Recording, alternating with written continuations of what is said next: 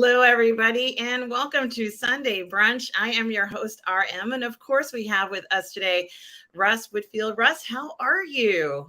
Oh, I'm great, thanks. Weather isn't so nice here today, and England aren't playing well in the cricket, but there's a break for rain, so I'm not missing the cricket at the moment, but I will want to run straight back after the show and watch it because the game's on a knife edge at the moment. So, Oh my yeah, God. I always feel terrible that we're pulling you from the match, but it is great to see you as always. And likewise. let's say hello to some people who are here. Brogu is here. Hi, Brogu. Says hello. What's on the menu for Sunday brunch? I had a great. I had eggs. I made eggs for my mother and I with raisin bread and like a fruit salad. So that's what we had for brunch a little while ago. Hope you are well, Brogu. Good to see you. Mario Lopez is here. Hey, Mario. Mario, good to see you as well. Also, Tom Jr. Jackson. Hi, Tom. So good to see you, Tom. Thalia Meyer is here. Hi, Thalia says There hello she is. and good morning, everyone. Irene Jobson. Hi, Irene. Says, good morning, beautiful RM. Thank you, Irene. And that guy, Royce. Hope you all are having a fantabulous day full of happiness, good food, good friends, and good times. Ooh, I like that. Good It's good to friends. see. It's good to see you too, Eileen. It's always nice. Good food and good times. I love it. I love it. You guys are wonderful. Yes, Bonzo Coupon, it is Sunday already. And I'm going to say yes to the magic carpet ride, Bonzo. Good seeing you last night during that Aladdin watch party. Stavros is here. Hello, Stavros says, hello, all. And yes, I'm on time to watch, which is a treat. It is a treat. Yeah, nice to see you, man. Absolutely. He says, hope you all are enjoying the World Cup. Uh, Yes, England are doing well. They're not playing at the top of their game, but they're winning. So hopefully it'll be a sort of Germany-like performance where they just grind out results inexorably to the final. But I don't know how the USA are doing actually, because they're the best team in the world. So England are doing all right. Wow, I have not been watching sports recently. I do watch a little bit of tennis every once in a while, but Well, even I have not been doing that. So, it's virtually impossible because it's in Australia and New Zealand. So unless you're willing to sort of get up in the middle of the night to watch a game, you're not going to. They're on really early here. Like I say, really early. The other one was at like 9:30 in the morning or 10 o'clock in the morning. So and that's night time there. So yeah, God knows what time that would be in the States. very true. Very true. But thank you, Stavros. Good to see you. And hello, Darth Plato. How are you So today? away. Yes, good to see you, Darth Plato, as always. Chef Nation is here. Hi, Chef Nation. Hello. Hope you are well. Says, good morning, beautiful people. Oh, I just love that, Chef Nation. Good morning to you. Hope you're cooking up something good. And Tom Jr. Jackson is reminding us to visit Russ's Amazon storefront. Go ahead and check out his Gladiatrix series books. I promise you guys, you won't be disappointed. Right here is the link. You can click on it and you can see the link to his books, everybody. Mighty Orbots is here. Hi, Mighty Orbots. Good to see you. And hey, Irene, right back at you. Um, all right. What would you name a girl with one leg? Eileen. Okay. Now Would you that's some call a old. guy in a pile of leaves Russell? Never heard that one before. You guys are going old school jokes here. We got some old school joke cracking. What we need are some mimosas to go with this. I think that would be the perfect combination. Um, yeah. Dark Plato says, "Are we going to see an Achillea Barbie?" I don't You know. know, I've always thought of turning it into a script. That's why I started writing scripts in the first place. I sort of made a pact with myself that I was going to turn this book into a screenplay, Darth Plato. But when I started actually looking at it, I realized that, nobody, no reputation, no history guy from West London is going to have a chance at making a historical uh, film. That was then, and I've been trying to do this for 10 years now. So um, I don't think it would be possible, but that would be great, wouldn't it, if you made one and they got turned into action figures and all of that. Um, but yeah, no, it's always been on my mind, and I've always wanted to know like how expensive it is now to do green screen and stuff like that, because I did have an idea I could actually sort of do a little something with it, but I don't know enough about special effects and how you would set that up, and could you fake an arena with people and all that sort of thing. But yeah, it would be awesome. Yeah, that I would definitely want to see your books made into a film or even a TV series. I don't know if that was something. Like Spartacus. Yes, like It would Spartacus. be Exactly. perfect, wouldn't it? I'm sorry. It would be perfect, wouldn't it? If it was like that, I'd love it. I think it would be perfect, and I think that's what you should go for. At least that's what I would go for. But yeah, you said it's perfect. I fully support it. We'll all watch it, and I think it would be amazing, Russ. It would be just wonderful to get something like that back.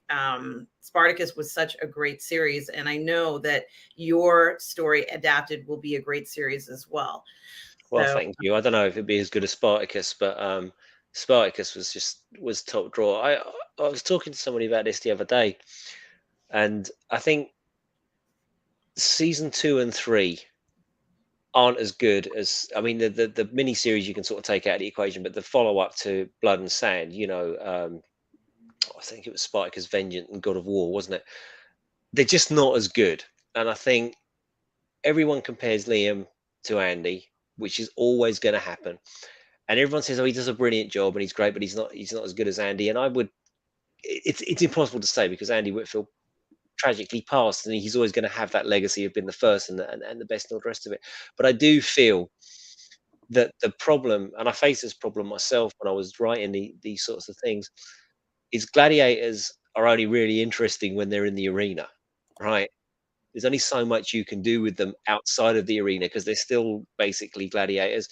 And I think the problem with the second couple of seasons of Spartacus, not so much the problem because they were really, really enjoyable. I mean, let's not make any bones about it. This is real nitpicking at the biggest degree because I fucking love those shows. They're so good and they're so over the top. Blah, blah, blah. But the writers were and the showrunner pretty much were constrained by actually what happened. And the show, despite its largesse and its over the topness, is pretty bang on with what actually happened in key moments. So you've got this thing where they kind of want to write, they have to write this story. They can't write another story because we know what happened with Spartacus. We absolutely know all the events that led up to his revolt and his demise. We know this indisputably. So you have, as the showrunner and writer, you have to write that story, and perhaps it's interesting as having them in the arena. But as I came up against myself, when you're coming up to the sort of second story, you have to expand it a bit, and you can get away with that. But could I? I certainly couldn't justify in my own mind like a third round for those characters in the arena because I'd done it and everyone had read it, and it was it's the same with Spartacus. But again, as I say, they were constrained by the historical events as well. But it's a top draw show. yeah, and something, it is very interesting, Russ, that I think that it is true that sometimes actors stay with a series and for various reasons they leave them. And unfortunately, in this particular case, I think, and of course, I don't know the answer, but I think Whitfield would have stayed with the series if he had lived. This is just my comments. I don't know if it's true. I don't know what would have happened, but I think, That's absolutely true. He was going to give up on acting. Andy Whitfield. He'd been in a really low budget uh, Australian or New Zealand movie that was basically kind of like the Prophecy, angels and demons and things like that. And I've got it actually inside. I haven't watched it for the longest time, but the film he got the job and he was going to give it up, and then he got this call and he said to his wife, who's a little bit older than him actually, Vashti, fuck, I'm not going to do it. And she said, look, this could be the one. Just go. Just go. See if you don't get it and it's crap and what have you, then yeah, okay. Because obviously he was a model before he became an actor. I yeah, mean, look at him. Just yeah, look at him. You don't. yeah. He's one of those people. He's kind of like the Kate Beckinsale or Alexandra Daddario. Like God was having a good day when he was putting these people together. Anyway, but he went and he got it, and he was absolutely 100% committed to it. And you're absolutely 1000% right. He would have gone on, and he would have gone on to bigger things. And I think that's the thing. Like in that film, in that show, you have Jai Courtney, who plays his mate in the first season, and everyone mocks poor old Jai Courtney these days. The charisma vacuum. There he is. There he is with his curly hair. The charisma vacuum that is Jai Courtney, and it's a bit harsh because he's never really landed as big as he perhaps could and should have done. And he was in a lot of big movies, and he didn't really shine. And I kind of always felt that if Andy had gone on, he would have had the bigger roles, and he would, maybe he'd have been Superman, or maybe he'd have been in the Marvel universe, or maybe he would have been a Jedi or something. I can see him doing all of those things. Perhaps he would be too old for Superman, given what we know about their choices to do with Superman. But he had it all, didn't he? Well, he certainly had something, and I think that it is important to note that when people, you have these people called casting agents, at least I think that's what they're still called, and their job is incredibly important. And part of what they do is that it is true that sometimes they find talent that's already been discovered, but occasionally when all the stars align, they find the right person for the right role, and that person, that actor, thinks that it's the right role too. So when this happens, when this whole thing works the way it's supposed to work, you end up with a situation like Andy Whitfield, or another example, and ironically she's in this show, is Lucy Lawless for Warrior Princess, who was obviously the perfect choice for that role. There was no doubt in my mind that she was meant to play that role, and it was very hard to maybe even conceptualize who would play that. But she brought a lot of her own talent to it. And I think that Whitfield did that as well. And, you talked about Jai Courtney, who plays a pretty significant character in the series, I think in season 1 as well. Different things happen in the season. But certainly he suddenly now, you get to see him at his best. And I think that when the combination works well, you see actors performing at their peak potential. And this wasn't an ordinary series. Like I said, it's not just that they're playing, let's say in a classical sense, you are playing what it would be like to be a gladiator. It becomes a physically demanding role as well. So now all of a sudden you have to get physique into this. That's not the norm. This is an extreme version of physique. I don't think there's been an episode of the series where we don't see these men exercising and fighting and pretty much taking punches. It's a lot of work. It's a lot. And the girls too. Everybody had to be in fantastic shape in this show. Why do they have to be in fantastic shape? Because most of the time they're nude or near nude. I mean, let's be honest about Spartacus. It just serves up sex, nudity, and violence, and it does it in copious amounts. But talking about the fitness, I remember watching the special features on the DVD when I first got it. I had to get it from the States. I didn't have it in England. It's got actually Andy Whitfield and Jai Courtney, and it's the bit where they get put in the pit, and they're like in the pit, the defecation, where they're throwing shit on them and all the rest of it, right? Yeah. And the pair of them are in there, but of course it's in between. It's in between scenes. And they're both like in need of when runner comes along with protein shakes, and they're both going, oh god, and they're drinking their protein shakes, and they're both looking up at the camera and go, give us food, we just want food, we want food, not fucking protein shakes. So it's quite a touching moment, and it's not unique to Andy Whitfield and Jai Courtney, right? This will be the conversation that Henry Cavill's having, and I was gonna say Chris Rogers, Chris Hemsworth is having, and Chris Evans, and all of them, because they have to look fantastic. And as I've said before, what I love about this show is the attention to detail with the gladiator costumes. The fact that they put these actors in helmets. Well, they weren't big actors; none of them were famous, aside from John Hannah and Lucy Lawless, perhaps. Peter Mentor had done some stuff, but they put them in the big helmets, and you had Iron Man helmet cam. Of course, I can't remember if this came before Iron Man helmet cam, but just to do that, to make the decision to have them in the authentic helmets, I thought was great. Yeah, and I do want to say hello. We're gonna continue talking about this for us Sure, because there's sure. a little bit more to say about it. But hello, Mikey Lito, who says everyone mimosas for everyone. Right back at you, Mikey Lito. Dino Dinosaur wants to know: did you watch the fight, Russ? I haven't seen it yet, but I saw the result, Dino. Like, I just went on to fucking Facebook in the morning, and I thought, right, like, just get yourself into the front room. And this is my last thought before I fell asleep last night. I was like, yeah, get yourself in the front room, go put the fight on. And I forgot, of course, I forgot because it was the middle of the night. And I opened up the thing and I saw it, and I was like, oh bollocks, yeah, it's eight. I think it was the eighth. But yeah, so I saw it. I haven't seen it, but I know what happened.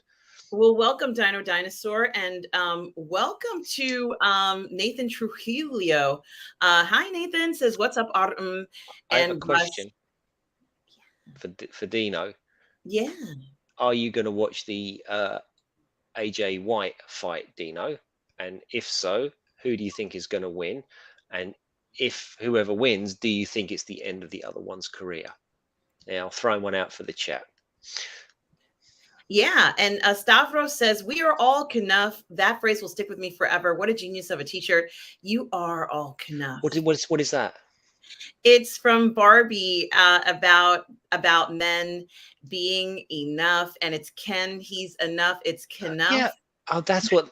Right. Yes, I watched it. By the way, Oh, you did. I did. Oh my gosh, you watched Barbie. Oh my gosh, I can't wait to hear what you have to say. If you want to discuss it, you don't have to discuss it. It's entirely up to you, Hmm. Russ. If you want to discuss it, Keely Chow is here. Hello, Yes, she everybody. is. Keely Chow, Roll Tide. So good to see you. And who else is here this morning? I just want to make sure I say hello to everybody. Thomas Bartholdi is here. Hi, Oh, hey, Thomas. man. Good to see you as well. And I think that's Stubble is here. Stubble, hey, how are you? Good to see you. We haven't started to get too raunchy yet, Stubble, but we will because we are talking about Spartacus and we're talking about adapting original. I guess it would be an adaptation of your own book, your screenplay adaptation of an original work. But here we have a picture of John Hannah and, of course, Andy Whitfield, Russ. And as you know, or maybe you don't know, but I'm going to tell you that Lance told me, Lance from the Outcast Creative mentioned to me that he is going to have a Spartacus stream, and he's going to be interviewing John Hannah, who is the guy who's on the left here in the stream. So, guys, if you're interested, go ahead and check out Lance's channel from I the Outcast must Creative. must check that out because there's one question I'd like to ask anybody that had anything to do with that show was how they came up with the dialogue style that they use in that show, because obviously it's English, but it's quite stilted and sort of pseudo fake Shakespearean, but just it was so effective. It just had that enough of otherness about it to make your absorption in the madness full. Like, it's just the way that they spoke. And yeah, it was really, really well done. I'd love to ask him about that. So maybe I'll try and get on the chat. I don't know when it is though, unfortunately, but I don't know when it is, but I have a feeling Lance might be stopping by. He tends to stop by sometimes when Sunday brunch is on. So I'm sure Lance will let us know and inform us of when it is, Russ. So we'll all get a chance to find out. If not, maybe I'll go ahead and see if I can find it. But he did want me to know about it because I saw him on a stream. Well, it was actually on my stream. He popped in to let us know about it. He knows how much we love Spartacus. So certainly he wanted us to know about this happening. spent so many years studying gladiators. Like, when I was researching this book, I even went to do Roman reenactment as a gladiator, and I got drafted into the Roman army as well. So I could learn how to fight. Really, sorry, Bonzo just sort of says here Jupiter's cock. Yes, stuff like that. But to expand on Jupiter's cock, there you go, Stubble. It's getting raunchy now. When he sort of storms into the room when something has gone wrong, and he shouts at the top of his voice, once more Jupiter spreads cheeks and rams cock in arse. Mm-hmm. Right now, the sentence should be, once more Jupiter spreads my cheeks and rams his cock up my ass. But he doesn't say that. He says, once more, Jupiter spreads cheeks and rams cock in ass. And all of the dialogue is like that. And it has these missing bits which give it this sort of lilt and this way that they say everything like that, and it's almost poetic, and I loved it. I just thought it was fantastic. So that's kind of what I'm driving at there. And also, I'd like to ask John Hanna about the helmets and how that is. I've got a million questions for this man, but yeah, what's my point? My point is, I really do know a lot about it because I studied it and studied it and studied it and studied it. And a lot of the stuff that we see on the telly and in movies, of course, is just not accurate. Most gladiators were like 1970s rugby players as opposed to 21st century sculpted, beautiful bodied people. Because when you're muscly like Andy Whitfield is here, when you can see, look at his triceps and look at the definition on this man, right? Thing about that is there's absolutely nothing between Andy Whitfield's tricep and a sword. But if you're a big burly guy like a rugby player, or I imagine American footballers were the same in the 70s. They weren't chiseled, they were bulky and big and burly and a little bit fat. Most gladiators were like that because they had flesh around their muscles to protect them. Because you get your muscle cut, that's it. You know, your career as a gladiator is going to be hampered. But I know tons about it, yeah, and I haven't thought about it in the longest time. I was saying to MJ, who's also a history buff, you know, you don't study it and it does sort of drift away. And Stubble, to answer your question, no, you haven't missed any raunchy comments. You were right on time. Certainly, there is a lot that I do like about Spartacus. And obviously, the nudity for me is the number one thing that I like. And I think it's important. I think that it's just welcoming and embracing the beauty of the human form. That's how I see nudity. There are some sexual scenes of a sexual nature. Some. Well, you know something, I have to be honest with you, humans are sexual beings, and I just think it embraces the realities of being a sexual human. Now, there are those humans who don't want to embrace that, or that's not their lifestyle, and that is their choice. But for me, I think it embraces sex and sexuality, which is important. And it also makes the show even more interesting. Sex is used a lot as a vehicle to push forward the story, right, Russ? Well, absolutely, and you know they've got no bones in no bones. They have no bones in portraying it. You know, kind of as it was. I mean, gladiators really were sex symbols of their time because there was something disgusting about them. You know, because they were slaves and all the rest of it, but they were all, you know, women were very, very attracted to them. So this whole thing about this uh not so much Lucy Lawless, but I've forgotten her name. Viva Bianca's character, the wife of the Roman baddie. You know, desperate to sleep with the gladiator. Well, they all did, and they all loved it. You know, it was these guys were sex symbols. Yeah, They definitely were, and I think that it is historical in a sense. It is true that there is a huge amount of historical significance to this. If you're into that, you don't have to be into that. You don't have to be into any of this to enjoy the show. You don't have to be a huge buff of this time period. You can just watch the show and enjoy it. It's a mm. great show, and that's something else that I like about it is that true, while it is picked out of history and it is culturally significant, you don't have to care about any of that stuff. You can just You watch it. don't, but if you do, it's there. And I think Yeah. that's what I like about it so much, with the helmets and the curved sword for the Thracian and the right size of the shield for the Thracian and all of that kind of stuff is there. And if you don't know shit about it, you don't know shit about it. You're just watching the two guys sword fighting, and that's amazing. But if you do know about it, you know, even things like Doctore, you know, that's the correct term, and Lanista, that's the correct term, and all these things that they did their research. They didn't just throw it out there. You know, they knew what they were doing, and when they got things wrong, you knew that they were getting things wrong for the sake of the drama or the sake of the story. But the basis, even up to the town, you know, that little, you know, Capua and all that sort of thing, we always think of Roman towns as pristine white marble, but they weren't.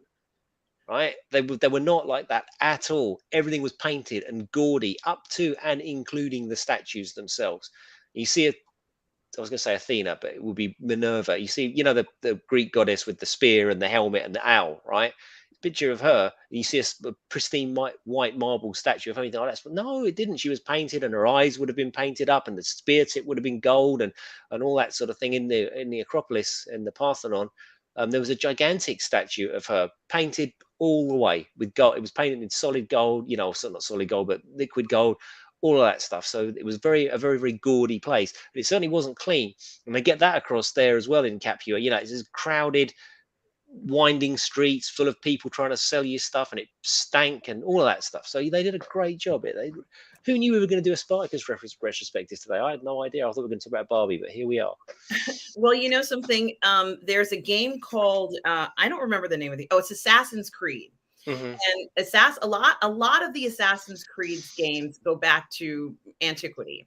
And there is one that's in Rome, I believe, and they had to recreate everything so it would look the way it was supposed to look at that time. And they did a fantastic job, and they've had scholars like professors and doctors who study that time period who've looked at the video game recreation to see how accurate it is. And it's actually fun to hear these scholars talk about what the place looked like and where things would be and what you would see at certain times of the day and what the temples look like. And when you entered in the temple, what the statue did look like at the time, and it would be painted in gold and all different details.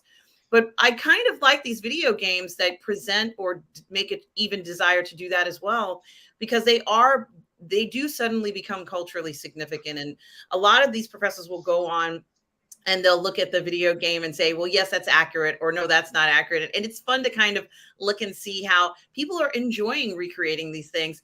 I think that when you go ahead and do something that's live action, when you decide that you're going to do an undertaking of live action on this level, it's an extraordinary commitment.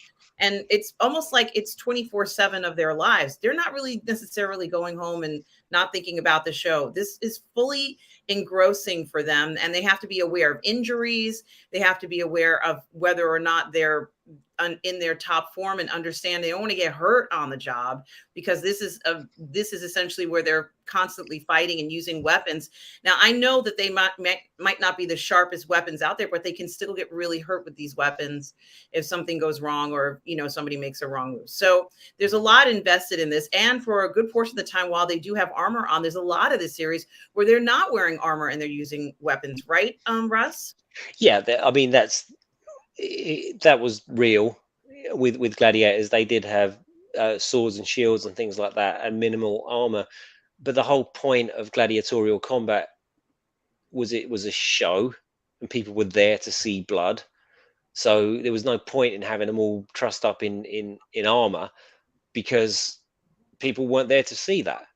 And that's why the gladiators were often used as like bouncers and heavies and things like that. But the Spartacus rebellion aside, they weren't that brilliant in a fight against Roman soldiers, because, and if you're watching, you can see me waving my arms around. The Roman soldier was basically taught to stand with his shield like that, because their shield had a cross grip, so you'd have to pick it up and hold it like that, and you'd have it close in, and your sword would be next to it, your helmet would be on, and you'd be peeking over your shield, and you'd be doing that. You'd be jabbing with your sword, and that was basically what you did as a soldier. Whereas a gladiator would have a little smaller shield in most cases, not in all cases, but most cases, have a smaller shield, and its movements would be big and round and things like that, which is not the most effective way to fight. Why? Well, because if you're up here in an arena and you're not close, you won't be able to see anything. So the whole point is to make the moves obvious. So, oh my God, and things like that. And 99% of gladiatorial combats did not end in the death of a gladiator. Why? The best example I heard of this was owning a gladiator, and they were slaves, and 50% of them were not. 50% of them actually sold themselves into slavery to pay off debts and things like that. And a lot of people sold themselves into gladiatorial because you could become like the David Beckham of the era, or the Anthony Joshua of that era. People, you could be a huge star. But best analogy I heard was owning a gladiator is like owning a racehorse. You spend a lot of money buying them, because to buy a big German or a big Thracian or someone that looks like they're going to handle themselves, he's got military, that costs you money. Then you've got to house them. then you've got to feed them, and you can't feed them shit. You have to feed them the best stuff, and they basically feed them a lot of barley, which is why they got so fat. That was kind of like meat and barley was their. They had really good diets, and they were the idea that someone mentioned the Kirk Douglas movie earlier on. The idea that gladiators were sort of like shackled in a cell and abused and beaten and all these kinds of things 24/7 is just not true.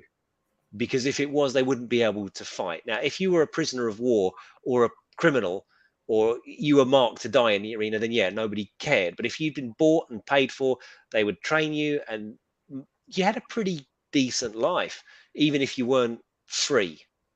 But you kind of were. You were much more free than many people in a way. And yeah, they were given sexual favors because that was seen as something. You did well, you'd get a slave girl. The slave girl didn't have any choice, which is depicted regularly in Spartacus. They just treat them like they're nothing, which is how they by and large would have been treated. Yeah, so it wasn't as terrible as all that, but it was not ideal. We have Bonzo Kilborn who says after Andy got sick. So for those of you who don't know this, the gentleman who we're seeing in the picture is the star of the show, and unfortunately he did pass away fairly a few years ago. I don't remember the exact date, but he passed away and unfortunately from cancer. So in the prime of his life, essentially, this poor fellow unfortunately passed away. But he left behind this first season of Spartacus, which is phenomenal. And certainly that's what we're kind of talking about the series. There's a few seasons of it. In the first season, it does focus a lot on him as the main character. And Bonzo is referring to Andy Whitfield, who is the actor we see in the picture who got sick. After he got sick, they had to change plans for the second season. I thought they did a tremendous job making a prequel, and Dustin Clare was great. Yeah, I thought that was very clever and certainly something that I was not expecting them to do. But there were certain things that I liked about that prequel series, Russ, where we got to see how far John Hannah and Lucy Lawless had come from building up their business, essentially what it looked like to me, by getting into the gladiator business or being in it and going from the lower decks up to the upper decks to the upper echelon, almost sitting right where the cream of the crop, where the top of society sit. In the arena now, things have changed greatly for them. I don't know if it's called an arena, but yeah, it was. I mean, and that's when a politician would throw a gladiator show, it wasn't necessarily out of the goodness of his heart. It was to garner favor with the crowd. So the better show that you put, so you're running for office and you threw on a gladiator show, which were free, and you'd get free gifts and lottery tickets and things like that. It was a party, and the idea of them was, yes. Russ is just. Didn't you go to Russ Whitfield's gladiator? Goes, they were brilliant. But did you go to our rooms? Yeah, well, it was okay. But Russ had the female gladiators in his. Like those two girls were fighting. I thought that was great. I'm going to vote for Russ. Well, you should really vote for our room because her policy. No, fuck the policies. The gladiator show. That's much more. That my stuff would be the raunchiest stuff that they'd ever. I can only imagine. And everybody's welcome, guys. So, when you're done over there, I'd bring you guys over to mine. We just enjoy the time period. I would support legislation that would support us enjoying ourselves. So I've got more of a hedonistic point of view. And that's the great thing about this time period, is that hedonism is not looked down upon. So getting back to this, Thomas Bartholdi says he loves Spartacus. Irene, you got to watch it. We're going to do a watch party of Spartacus coming up, Irene, of season 1. So do join us for that, Irene, when you get a chance. Michael Lito says, gladiators, you think I'd be interested in this? Something, if you don't want to hear any of the fighting or any of that stuff, Mikey Lito, I assure you there are some scenes in there that you will be interested in, Mikey Lito. So give it a chance. And Thomas Bartholdi says, man abs and boobs and hand-to-hand man combat. Yes. What more could anyone ask? It's almost like ancient Strike Back. It's the ancient version of Strike Back. That's what we're talking about here. Yeah. And I love this. Mikey Lito says there's nothing wrong with nudity. Agreed. Stavros says this show and True Blood started on TV nudity fad trend for streaming cable series. I would say, yeah, there was a series called NYPD Blue that started to show some nudity, but we didn't get full frontal nudity or anything like this one. This one was just straight up natural. Let's just go ahead and see everything, and I'm completely fine with it.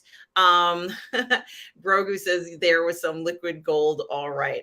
Mikey Lito says, I've always found gladiators kind of grisly. It's the blood that bothers me. I hate pain. So don't watch the fighting scenes. Just fast forward through those. Now, I do want to say something about the fighting scenes. I knew I was going to love this series. Not initially when I first started watching it, I knew it was very sexual. I knew that. So, of course, I was going to watch it. But I knew I was going to love this series as soon as I saw the first fight. And the reason why I knew I was going to love it, Russ, was because in one of the first fights, we see, Andy Whitfield in the arena. And I think he either hits someone or someone hits him. And there's like a spray of blood, but it's like the most exaggerated spray of blood you've ever seen in your life. Like it looks like there's 5 gallons of blood that were sprayed across. Yeah. And I was like, yes, like the whole Spartacus, the whole aesthetic is basically taken from 300. Like none of it looks real. The interiors look real, but the externals do not. It's like a comic book, and Stephen Denier, who's now persona non grata apparently, but it is a comic book. It's supposed to be a comic book in the same way that 300. So when you get that cut, yeah, you're right, and the whole screen just goes red with like this huge spray of cartoon or CGI blood. Well, that's what it's supposed to look like. It's a hyper-realistic. If you've seen 300, that's what Spartacus Blood and Sand looks like. And yeah, so Mikey Lito, don't be scared of the fight scenes. It's some beautiful, Olympian styles, 300 inspired scenes, and just fast forward or to keep the sound off, and then just go to the end of the scene if you don't like seeing the bloodshed. But it's worth it. Thomas Bartoldi says, I even write sex scenes in my superhero novel I'm working on. I made my villain the CEO of a porn company just for the fun of it. Mm-hmm. Well, Thomas Bartoldi, you might be my new hero. Writing sex scenes is really hard. It's the same as writing a fight scene. They're not easy to write. Or I take that back. I've never found them easy to write. And I think sex scenes are harder than fight scenes, because I used to choreograph all my fight scenes. I would run, I'd be here in the room with a stick. All right, so 2 sticks. So if she did that, then she could parry there and she could cut there, but then that one could, and I'd be doing all this stuff, and then I just write it down. Obviously, couldn't really do that with the sex scenes, tragically. Well, so be it. That's a very interesting analogy. So Irene says, I don't mind a couple spankings or things of those lines. This is far beyond that. This show is like much more involved than that. So, I do want to put that out there. Really, Thomas? Oh, this is getting raunchier and raunchier as I'm going down the list of, and this is all spurred just from this show Spartacus. Can you imagine, Russ, the level of, let's say, curiosity, or like everybody's curiosities are aroused right now, just even talking about the series. Thomas Bertoldi says, I once had a neighbor complain to my apartment manager I was loud as hell. Really? Thanks, Thomas, for letting us know. But that's, something, I think that's one thing that you can say about this series is that it applies all of the rules that you would expect for a show about antiquity to be like, and it also celebrates a lot of things in the series that we don't normally see celebrated to that level, right, Russ? I just to go back, someone was earlier talking about the fact that they made a prequel when Andy Whitfield got ill. That would never happen today. They just recast him. It almost seems like a bygone time now where these people actually gave a shit about this guy, and he's like, they gave a shit about him because he was good for the show, but genuinely because they cared about the production and the people working on it, and he's going to get better and we can bring him back and it's all going to be fine because he was in remission. but they gave a shit enough to say, okay, we're not doing season two until he's well. We're going to do a prequel series without him, so he has time. That was such a wonderful thing.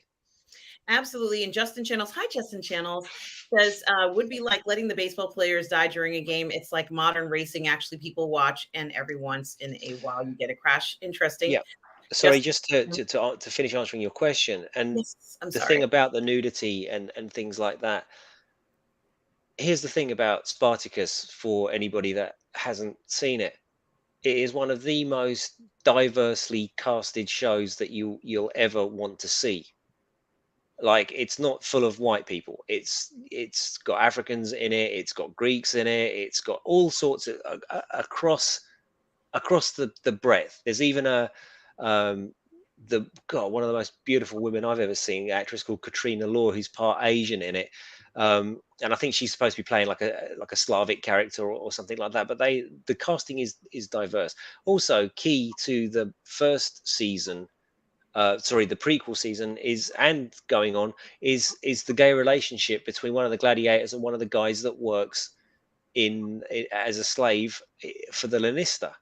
And this is a huge part of the show, and it's a completely natural relationship. Nobody's forcing it. It's just that's who they are, and it doesn't define their characters in any way, shape, or form. This could have been a slave girl, but it turns out to be a slave guy, and that's all it is. And these two people love each other, and it's not mentioned that the guy, the fellow, it's a male. They just don't talk about it. It's just that's what it is. So it's a study, if you want, or a time capsule of how something can be really diverse that nobody makes a big deal about, because the Roman Empire would have been diverse, and gladiators would have come from all over, and they would have been grabbing slaves from here, there, and everywhere. The more exotic, the better. So all of that was in there. None of it was a deal. None of it. It was just part of the show, and for that reason, it's just it. And for the fact that they stopped filming and tried to stick with that with an actor that they loved and cared about, all that going on in the background and all the stuff that we see today. Yeah, I love it. I really do love it. And I just want to answer Nathan's question. Nathan, hi, Nathan. Says, so what does everyone think of the Secret Invasion finale and Rotten Tomato score? I'm just going to pull up the Rotten Tomato score really quick, Nathan, because I have to be honest with you, I haven't watched Secret Invasion. So, I was on a show the other night and someone asked me about Secret Invasion. I said, well, I haven't watched it. So I didn't say anything because I can't say anything because I haven't watched it. I watched the first 2 episodes and then I stopped watching it. And we're going to go back to Spartacus after this, Russ. I'm not finished. There's some other things I want to say about it. But here was the Secret Invasion Rotten Tomatoes score. There we can see Samuel L. Jackson, who I love. I love Samuel L. Jackson. And here's the scores. It says audience score is 56 and average audience score. I'm sorry, average Tatometer, I guess, which is the reviews and the audience score. Well, Nathan, I wish this was not the case. I really would have preferred it for it to have been 90% and 95% or something like that. That's what I think. I haven't seen it, so I can't really, necessarily comment on it. Nathan, what did you think of it? Nathan, tell us what you thought, because I am actually more interested in what you thought about it necessarily than what I think about it, because I haven't watched it. Russ, have you watched it? No, I'm not interested. I just don't care about what Marvel's doing anymore, and I don't think I'm alone in that. I couldn't. I just couldn't care less. No. I'm sorry, but no. Not. No. All right. Well, something, Nathan, I know it's on your mind. Nathan, just let me know if you haven't already done so in the comments what you thought of it. Because like I said, I can't I don't comment on shows I don't watch. And maybe one day I'll watch it. There's a possibility I might be sitting at home and I have the desire to watch Secret Invasion, but I haven't watched it, so I'm just going to be honest about it. I know what it's about. I wish it had my answer to that question, since I haven't watched it. I wish the score had been better. I wish the show had been better, if you must know the truth. Not that I have watched it. I wish that people would have liked it and that they would have given it a higher score and that it was a success. I don't know whether the score means it wasn't, I'm not sure, but you know, just like any other show, have high hopes for all of these shows. I don't want any of this stuff to do poorly. Um, let's see. Thomas says if Thor doesn't have the steamy hot scenes and bloody fights, I'm not quite sure what that means. It would have been interesting if they had gone that way with Thor. Because Hemsworth also has a very good physique, even when he's not, even when this exaggerated version of his body, which is an exaggerated version because he has to apparently do all that work to keep it up. He does actually, just even as a normal guy, he still have a fantastic physique.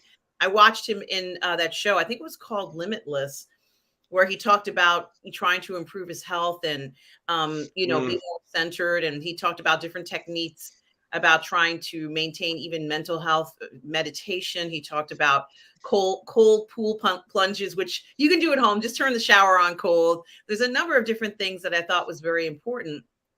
He wanted to address those issues. He felt that was really important. And it's interesting, Russ, to see how he grew up, because it didn't look like he grew up sitting in front of a television. From the way that he described his upbringing, he was kind of like one with nature. His family was one with nature. This is very different upbringing than, you know, I would say anybody in a city. You know, I grew up in a city, so I went out, you know, my parents took me to different places, but you know, it was pretty much televisions and screens and stuff. But I don't think he had that.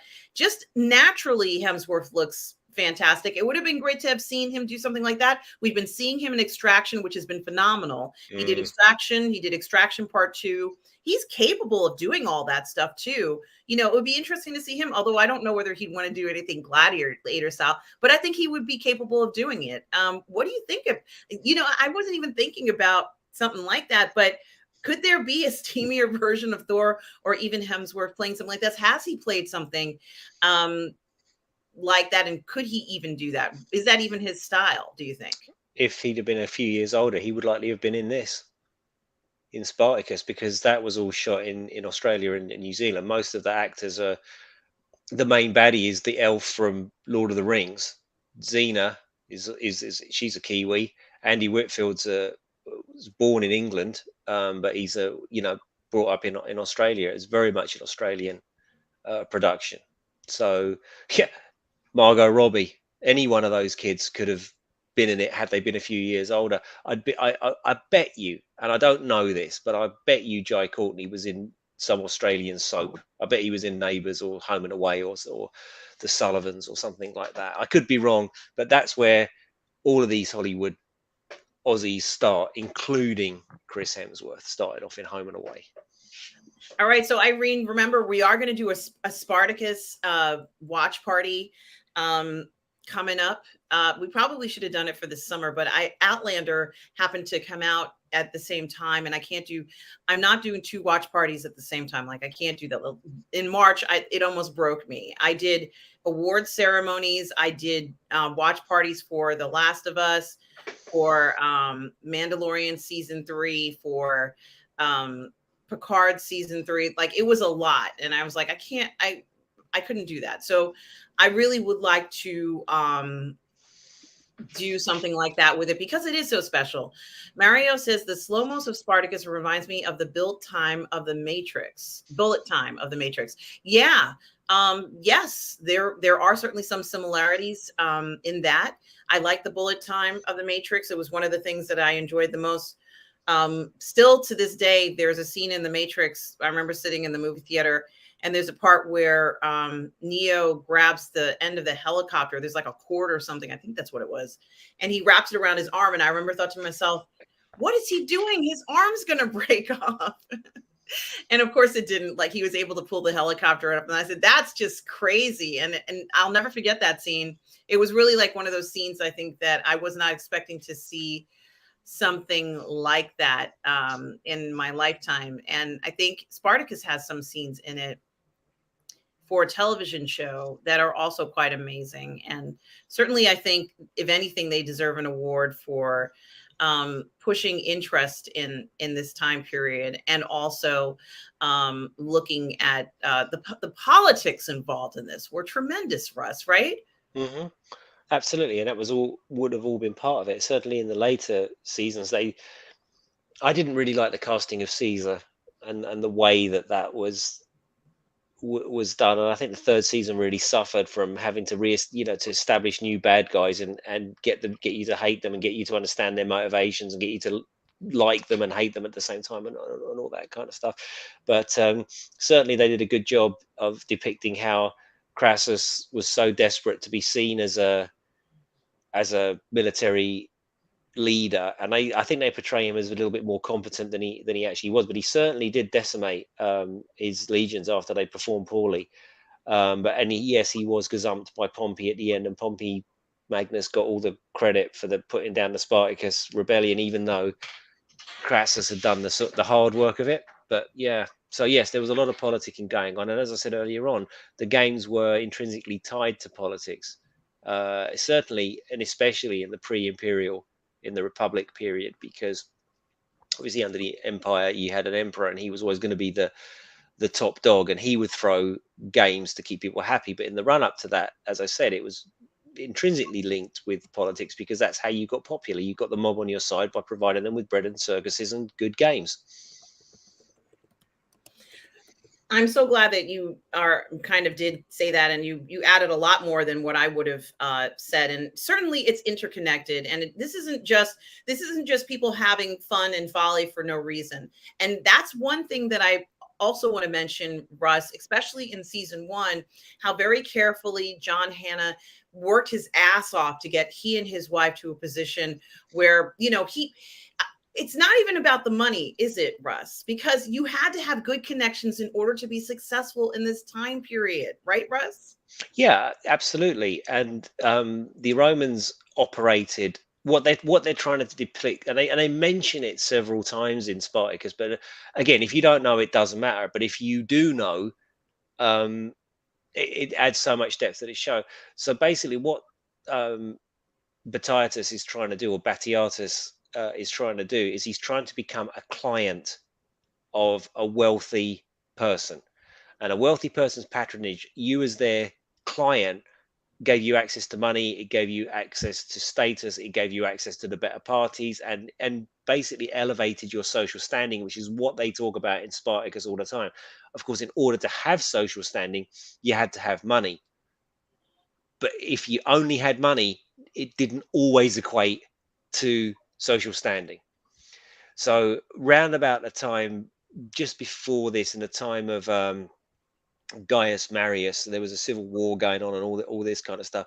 You had a lot of people, they were called new men, novo homus, new men that were coming into Rome. People like Gaius Marius, who was sort of nobility, but they had a lot of money, and they were kind of looked down on by the establishment aristocracy, but they had equal weight in terms of financial clout and the games they could put on, but they didn't have equal status. And that was like a huge deal. So by Batiatus or Batiatus becoming the client of the guy from Lord of the Rings, who's is it? I can't think of the character's name. It's really annoying me. The two anyway. By becoming his client, that would give him access to a higher social standing, which is what they cared about. But in order to do that, they had to fund it. You had to have both. Exactly. And I promise you guys, I only have one more, cheesecake photo, I promise you. And then we're going to wrap up, because Russ and I are going to do a proper stream about Spartacus. We were going to review the series. And I actually have the thumbnail already created on PGS moving image, which I think we still are going to one of these days, but we just haven't gotten around to it. Don't you think I kind of look like Andy Whitfield? Maybe I should just put a picture of me shirtless on there. How about that? I'll just pose like we've got the same name. We're probably related somewhere along the line. You never know. I have absolutely no problem with you doing that, or I'm fine with that. And certainly there is the demands on these actors and performers who can many of them can do a lot of stuff like this. We don't always see them do roles like this. The majority of roles out there are not physically demanding roles. They are dramas or things of that nature. So we don't always get to see a lot of these stars doing this. I think the spur in superhero movies cause us to see many more actors pursue a line of acting that that maybe was more physically demanding, let's say. This is just Mm. my speculation. I have not done statistics on that, but I suspect when you have to play these roles which are more physically demanding, now all of a sudden as a star, whether or not you were already more physically inclined to be that way, now, oh yeah, now I have to change a little bit of my path, a little bit of what I'm doing. And now, if you were already an action star, that's different. I'm not talking about actors who are doing that. I'm talking about, let's say the mainstream popularity of films where you're playing a superhero. And now all of a sudden you have to look like that character. So now that does change a lot more about things. And Brogu says, yes, Katrina was beautiful. Yes, Brogu. Oh God, Love she so seeing, was though. My God. love seeing beautiful women and beautiful men together on the screen. And that goes for multiple combinations there, everybody. Mikey Lito, there is definitely some interesting scenes in there. I think you certainly would want to see. Certainly, Thomas Bartoldi says, using superpowers to make sex seem more juicy. That definitely is very interesting. And, I still say those dinner scenes between Anakin and Padme, where he's, levitating the fruit over to her side of the table, is like foreplay for me. So I think it is very interesting. Bonzo Kilborn says Spartacus had a very tight-knit training boot camp for months to get everyone in shape and able to pull off the fight scenes. That's a big part of why they loved Andy. Everyone was close. Yeah, they certainly would have to be very close and have a lot of trust to do a show like this, because you have to trust the people you're doing a show like with this. I only have one more. Guys, I promise this is the last one. This is the last picture. I promise. This is absolutely the last Spartacus picture for today. I promise you, this is it. This is it. We're not going to, this is the last one. This is the last one. But, you can't deny how hard these actors, these performers train to make this show feel authentic for us.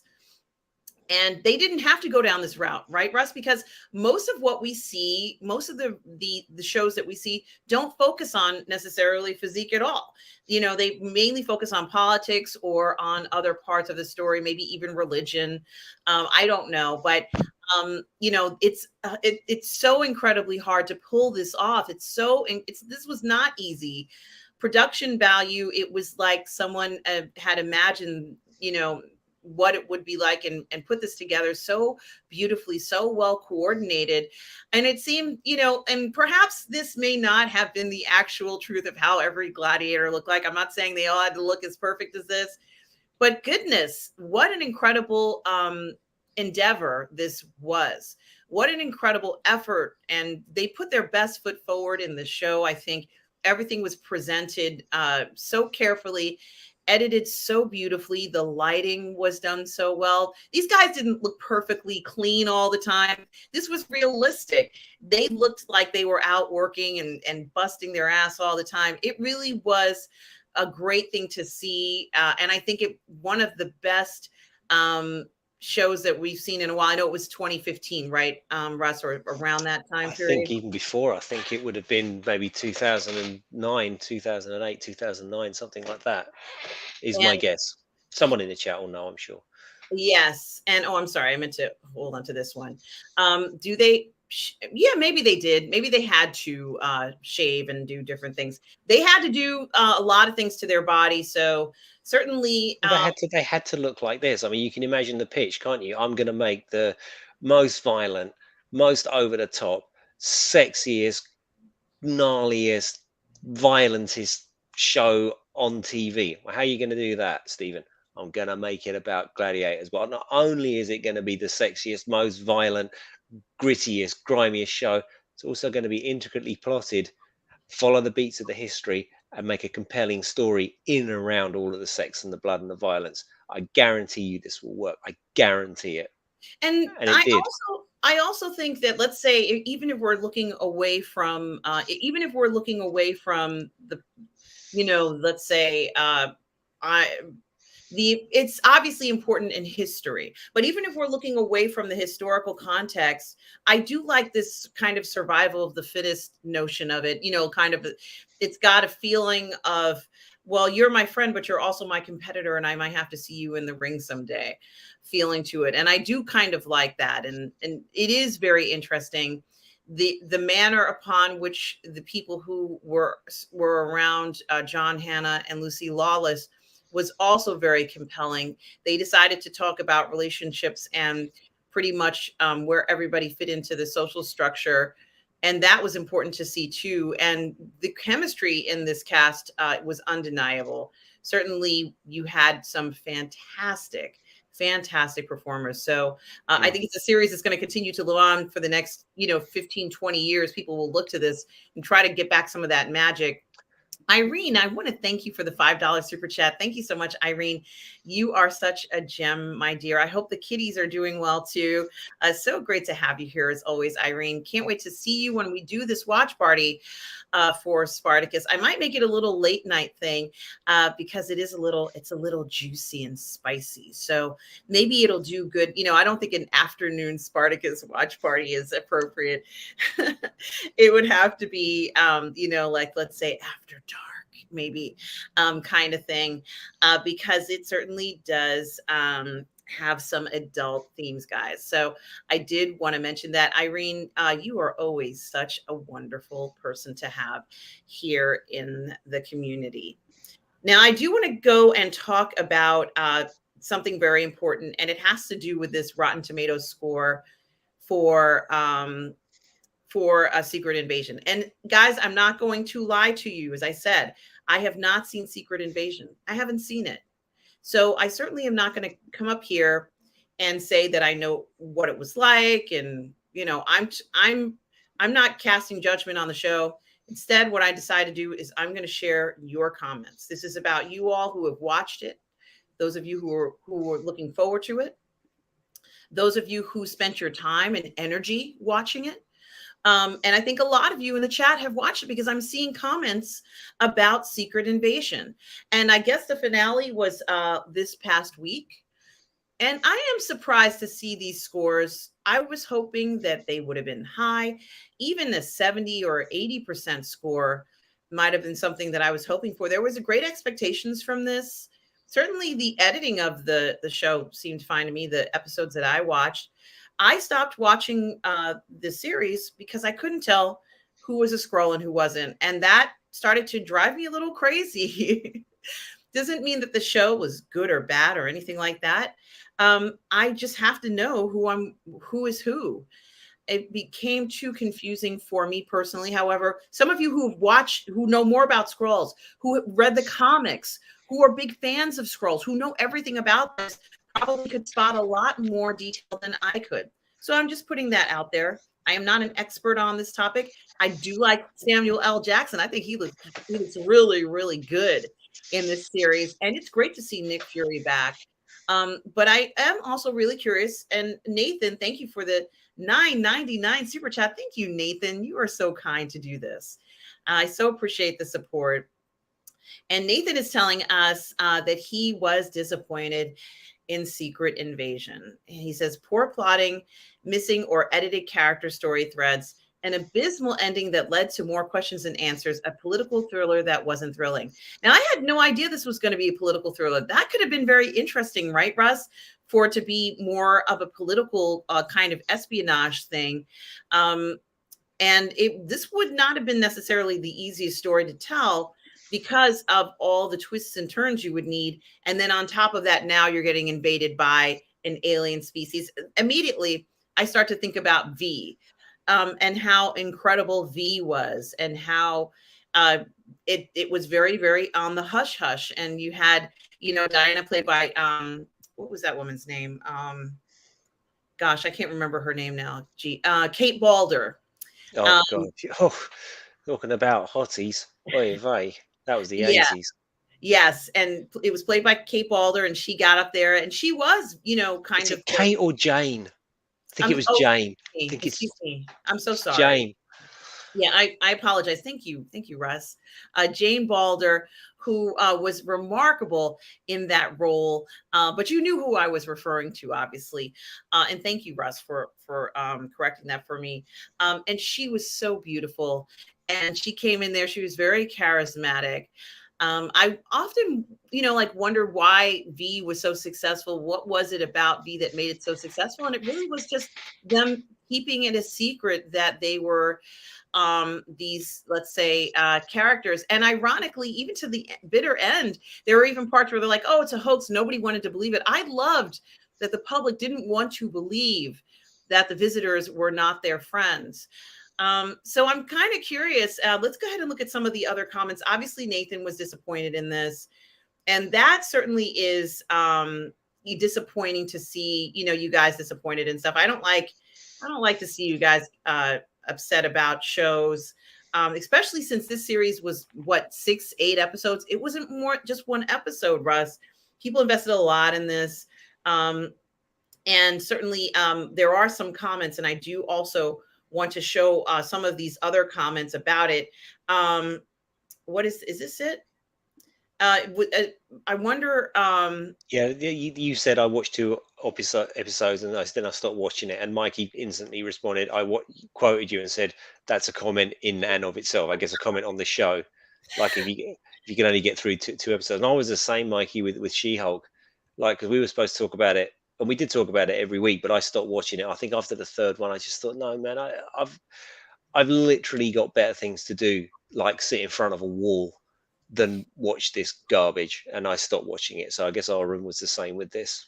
Well, like I said, it certainly was that I could not. How can I watch a show if I don't know who is who when I'm watching it? At any moment, I don't know whether this is a human being or a Skrull, and I can't tell. At least if there was a clue, there was something about them that would let me know that they're a Skrull, but in human form, fine. But for me not to know through the whole show whether or not someone is a Skrull or not, and I'm watching a show thinking that they're one thing and they're not that thing, it's like it just I don't know. It became a little confusing for me. Doesn't mean it's bad, but it was not anything that I could follow properly. Mario Lopez says, I did not like Secret Invasion. It was boring and sometimes things did not make any sense. Okay, fair enough. Fair enough. Brogu says Secret Invasion was not done well. It should have been made a movie. Oh, that's interesting. That's interesting. I was surprised myself that it was not made into a movie. I thought that Samuel L. Jackson was getting a movie. So I personally was also surprised that this was not made into a movie. So we're of the same mindset, Brogu. I just don't understand that part. Mikey Ludo says, as with most things, Secret Invasion should have been written better. Okay. And also, Thomas says that Marvel isn't the same as it used to be. I think he gets to the heart of the matter here, and this is very much when you said to me, "Have you watched it?" I'm like, no, I'm just not interested. It's interesting. I caught a little bit of a thing by Star Wars Theory the other day when he was talking about obviously Star Wars, and I think with Marvel, for many people, not for everybody, but for a lot of people, especially people that are consumers and studiers and lovers, and the nerds, the post geek singularity, whatever you want to call it, the brand is damaged. Not beyond all repair, but the brand is damaged. And I'll tell you why, and I'll give you a straw poll of one. I can't be fucked to watch it. I'm not interested. And who doesn't love Nick Fury, Samuel L. Jackson? Who doesn't think he's one of the coolest characters in the MCU? Yes, he is. He is the coolest. And here you go. And there's your audience scores right there. And I think this problem now is endemic of Star Wars and Marvel, and of course Indiana Jones, which we all know about. The brand is so badly damaged with the fans. And I know I've spoken a lot about fans and how the fans will come back and the fans will save you. The fair weather viewers will give you all of the money, but the fans will keep your brand alive when your brand is not current, as they did with Star Wars for 20 years. They kept that story going with the expanded universe and the love and the buying of the books and the buying of the toys and the buying of the merchandise and the rushing out to watch it if it got a re-release and buying the special editions and buying the not special editions and all of that kept it going. The fair weather fans won't do that. They'll go watch Avengers and then they'll forget about it, right? And I think this is where Disney and Warner Brothers are doing themselves a disservice, because nobody cares. And these things used to be an event, and now nobody, by and large, gives a damn. Yeah, Mikey Lito says, I honestly believe, Nathan, that was the point of Secret Invasion, to hype speculation. And that's almost implying, and I don't know if this is what you mean, Mikey Lito, that, oh, yes, yeah, it is what he's implying. Tease, not necessarily come to a decision. And that is very interesting.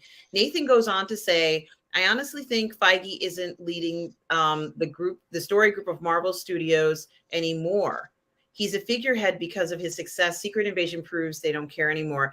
Maybe he isn't. Has anybody ever thought, and I'm not saying that I know for sure. I have no idea. I don't know. But is it possible that he is not actually leading the way he led, let's say, all the way up to some of the other movies that were successful? What do you think, Russ? Do you think his name is just on one of those boards that says production, and then that's it? And then Possibly, because it certainly doesn't seem to have the same care and attention put into it that it once did. And I've said this so many times, and I'll say it again. But the obvious thing to do was, after Endgame, stop. The MCU will return in 2020 or 2021 or whatever it was, with, or just that, or you might just have the MCU will return, and you've got like a circle with, like a faded out X in it and an FF over the top, and just stop for 2 years. And we would have been, wow, they're making TV shows. They should be doing this. We need more content. We need this. We need that. And they wouldn't give it to us. And then when the Fantastic Four or the X-Men, the new X-Men come out, or the new Fantastic Four come out, it would have made $2 billion. But they chose this path. And now, even if X-Men does come out, I'm sure it will make money, but it won't make Marvel money, and it won't have the shelf life that this sort of 10-year experiment that was proven to be so successful. It just won't be the same unless they stop. They need to stop, as do Warner Brothers, to be fair. If they just stopped and said, right, the DCEU's finished, we need to go back to the drawing board, and instead, no, what have they done? They're just rushing headlong into a reboot or a soft reboot in the hope that it's going to stick. Maybe if you just stopped and see what the market does for the next 2 years, maybe release some different films, do that. But no. Yeah, it is upsetting. And like I said, I don't enjoy seeing people in the community feel, disappointed in shows. And it isn't, I like to see everybody enjoy the shows and kind of watch them. And for the most part, even if the show, what could have been a little bit better, not every show is perfect, but you might have watched it and enjoyed it. But this is kind of a low score, and that is disappointing to see across the board, something like that. Sorry, just to pick up on a point here, Mikey says there's no way that Marvel and Lucasfilm are just going to stop. They are branded companies within the Disney conglomerate. Yeah, that is true. But how long was it in between Star Wars and Empire Strikes Back? How long was it in between Superman and Superman 2? How long was it between Raiders of the Lost Ark and Indiana Jones and the Last Crusade? 2-3 years, something like that. I'm not saying stop completely and don't do anything. No, that's not what I'm saying. But just to hit the pause button and go, okay, we've come to an end of a massive story. They should have been planning for this. They knew that it was going to culminate in Endgame, right? And then we'll start doing this stuff, but we're going to leave. We're just going to make the market want what we've got. And that's one strategy. And, hindsight's 2020, and that's clearly what they should have done. They chose not to. They chose to run with it and just throw everything at the wall. And that's what they did. And it's proven to be financially successful, not critically successful, probably not beloved by the fans, nor does it have the cultural impact that the 2008 Iron Man to beginning origin to Endgame finale, that had a gigantic cultural impact. Like, everybody was talking about it. Everyone couldn't wait for the next Marvel film. And now, as I said, it's that feeling is no longer there. When you hear about the new Spider-Man films coming out, or the new Thor films coming out or the new Guardians of the Galaxy film. They're still making money, but the anticipation and the, oh my god, what's going to happen next just has gone away. I mean, they have Olivia Colman, an Oscar winner, BAFTA winner. I'm sure she has. I don't know. Can't remember. She has BAFTA. Samuel L. Jackson is a very well-known actor. He's great in this. It's just surprising to have this level of talent and not have the level of writing, I guess. As I said, I can't comment on it because I haven't seen the whole series. So, but there would be expectations that it would be good because of these fantastic performers. These guys are fantastic. So it's unfortunate that this experience has happened, Nathan. I'm sorry it was not up to par. And for all of you guys who made comments about it, it really is too bad that it didn't quite meet the mark, I guess, from the Rotten Tomatoes score. For those who have reviewed it, it's not quite up to par. I know Robert spoke about it on Musings. I couldn't talk about it because I hadn't seen it. And like I said, I sat there, I felt terrible. But there was nothing I could do because they wanted to talk about Secret Invasion. I said, okay. But, I think it is too bad, like a missed opportunity from what you all are implying. And it really is a shame that that was the outcome for that. So, and I just want to just respond to some of these comments. Brogu says, can we have some pictures of the ladies, please? All right, Brogu.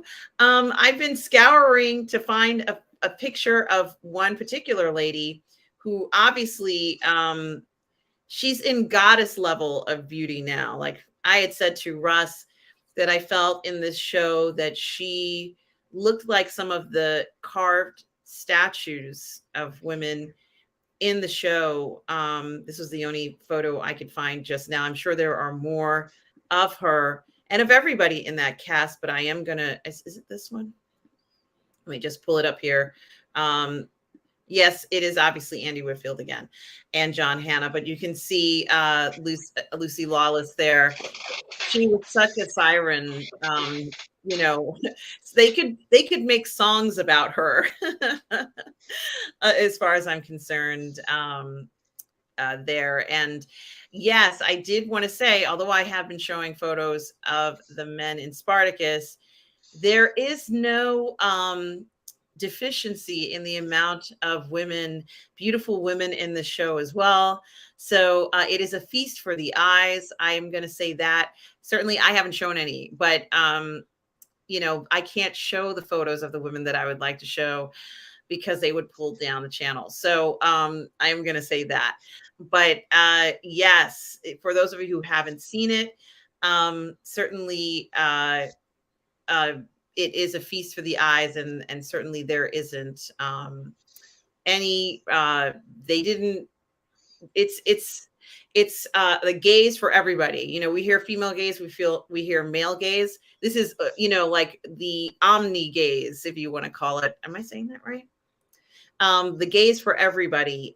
So no one goes home disappointed with Spartacus, as far as I'm concerned. All right. And my favorite comment, perhaps my absolute favorite comment of all, is from Brogu, who says, these men are being exploited, for God's sake. Thank you, Brogu. You always manage to certainly put a smile on my face. I just want to put in there, I did see Dino's comment about the boxing earlier on. I know we've gone past it, but I tend to agree with you, Dino. I read what you had to say, and yeah, I think he's a happier person under this trainer. But I also think people want him to go in there and smash Dillian White to pieces. And he sort of said, well, yeah, I could probably do that, but why am I going to risk getting myself hurt? But I think he kind of needs to do that, because if it's a points decision or he does an Andy Ruiz too and just boxes on the end of the jab and does all of that stuff, people aren't going to take his challenge of Deontay Wilder seriously. And I wonder he himself, if he's thinking to himself, well, I boxed Dillian out of sight. I think he needs an explosive performance just for his own confidence, because going in there against Wilder, you know, you're one punch away from going to sleep, and everybody knows it. Enough of the boxing. Anyway, there we go. No, it's totally fine. That's what we're here for, to talk about the stuff that we enjoy. And here's one more photo. I believe this might be, I don't think this is the first season. I think this is second season or third season, but you can see some of the ladies here. They're all stunning and beautiful. And as Russ said, it is an incredibly diverse cast. So you will see everyone in every from every part of the world under the sun here in this series. And it's so beautifully done, so meticulously done. That's one word I would use to describe that series, is meticulous. Isn't it told that there's going to be a new Spartacus series? I'm sure I read that somewhere. I don't know. I don't know. I'll check it out for the next show, maybe. But who? It's not going to be like this. Yeah, I think Stephen DeKnight was involved, but then he's involved in some sort of sexual scandal, controversy, Me Too. I couldn't tell you what it is, but apparently he's persona. And everyone goes, you know, every time you sort of read it's coming back to me now. You sort of reading, oh yeah, well Stephen DeKnight's out. You know, he's a bad guy. We're not talking. So I don't know what he's allegedly done, but apparently he was the showrunner of this, and he's been a showrunner of loads and loads and loads of things. But apparently he's in trouble. Maybe he's no longer in trouble. I don't know, but that's the last thing I seem to remember about it. My goodness, I had no idea about that. And I did also want to mention, wow, Mario Lopez gives it says that IMDb gave Secret Invasion a 4 out of 10, which is, it's kind of low. So let's see. All right. Mighty Orbot says, I ain't watching it, but I saw the ratings for the final episode were the lowest. And not my Nick Fury. Okay. All right. And Mike Alito says he watched every episode. Wasn't quite a 4, though. I completely understand the rating, but it also wasn't very good. All righty. Okay. So, yeah. Okay. Thalia liked it. She says she liked the series, but unfortunately it was too short. Oh, and therefore it felt a bit rushed. Interesting. That's interesting. Stubble McShave says that Jane Balder made him discover many things. Yeah, when she was deep throating the rat. Hey, Stubble. Who could forget her as Diana? I think that she was one of the most iconic.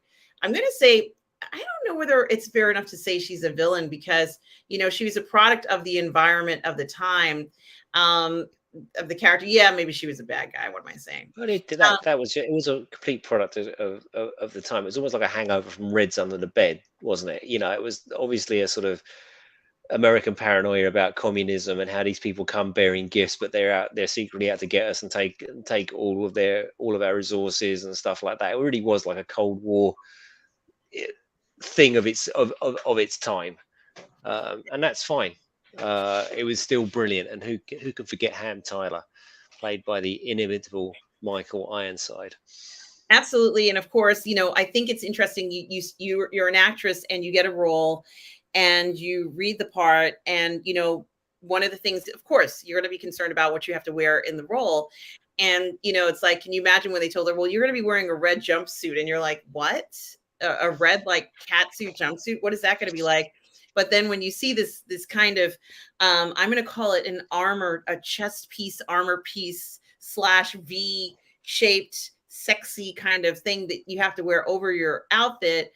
I'm sure she was quite surprised to see that. And certainly it was kind of like a, you know, a win-win-win. It certainly, I just think it was very clever design for what they had to wear. It certainly changed. For me, I felt like, there we go. You can make this jumpsuit sexy by adding on this really cool, like, chest piece. I don't even know what it's called, but it looked. To be fair, Jane Badler could be wearing a fucking bin liner and she could make it look sexy. So, you know, That is very yeah. And I agree with that. But, you know, like, as an actress, you would be concerned about what they're telling you have to put on. And certainly this elevates, it does change the look. you know, and kind of yes, I wonder if and she still also does. Does she still do conventions and stuff like that? I wonder if the V people still do their conventions. What was it, 30 years ago? So they'd be in their sort of 60s and 70s now. I wonder if they're still on the circuit. I don't know. It's just suddenly occurred to me if Jane Badler's still out there yeah, and eating rats. no, that's true. Good to know it was made out of chocolate, from what I think she said. Um, Oh, was it? yeah, it was. And Cool. Marina Barakin was in the new V series, also incredibly beautiful. Do you know, I never watched that, and it got quite a kick in, didn't it? The new V. I seem to remember watching the trailer because it was sort of around that Battlestar Galactica hangover time when people were looking at this kind of social commentary, gritty retake on old classic stuff. But I never actually got around to watching it. Was it any good? It was excellent. Hmm. I liked it a lot. And, you know, I think that they just hit the nail on the head. They had to have somebody who could seduce the general public. And she certainly did a great job of seducing us all. Hmm. So Stubble, you weren't alone. You know, I had to find out how I was going to get that outfit at, you know, I think I was probably 10. So it's like, how do I get that outfit? Um, yeah, an alien disguised as human living among us sounds like Mark and Mindy. Yeah. Nanu, Now, nanu. I got to be honest with you. I do believe that Mark and Mindy were having sex, but you know, it was not that era that they could show that. However, Three's Company implied sex all the time, right? You know, I have to tell everybody that I'm not having sex with these two beautiful women when clearly they were. But it doesn't matter. It's still very funny to see all the different shenanigans. But Mark and Mindy, I think, were around maybe around the same time as Three's Company. Maybe Three's Company was a few years earlier, but Mork and Mindy was late 70s. It well, was definitely the 70s. I remember he had the big braces and the 70s hair. I'm sure that was the 70s. I remember him with the pic on the poster going like that, and he had the badge on his braces. But I'm sure it was the 70s, and I think the other one was the 80s. But I could be wrong. for Three's Company, But Mork and Mindy was the 70s. I'm sure right? that was the 70s. Okay, and Three's Company was, I believe, in the 70s as well. Yeah, it was from 77 to 84. So yeah, it is interesting to see them pushing the limits. You know, after all, she has this guy living in her apartment. Mm. Um, so I'm just gonna leave it at that. Certainly, if it's Robin Williams, well, yeah, lucky girl. All right. Um, let's see. See, Thalia liked the series because she didn't know whether someone was a Skrull or not. So that's interesting. I've heard people say that too, Thalia. So a lot of people did enjoy that, and you know, and I'm happy that you did enjoy that part. But you also mentioned that the ending was a bit disappointing, and I'm sorry that that was disappointing, Thalia. So on that part, and thank you for sharing that, Thalia, and letting us know how you what you thought. Um, yeah. All right. So Stubble says, Burger, I never watched that one. Yeah, it was good. The remake was good. Bonzo says, I can only assume that Marvel and Lucasfilm are purposely trying to sink the ship. Well, that's, I don't know. I hope not. That would ruin so many people's But lives and there. there's rumors going around at the moment, and it's a perpetual rumor with Disney that Apple are going to buy them. And people go, well, how could they do that? Disney's a multi-billion, trillion, zillion dollar company. But when you actually look at the market value of Apple compared to Disney, it's literally couch change. If they want to buy it, they absolutely could. And it's not the only rumor that's going around. There's another rumor that Universal are doing a deal with Christopher Nolan, who wants to bring across Harry Potter and the monster universe across to Universal from Warner Brothers. So of course a certain segment of the fandom is all delighted because obviously Christopher Nolan was the guy behind Man of Steel that got Zack Snyder on board to do it.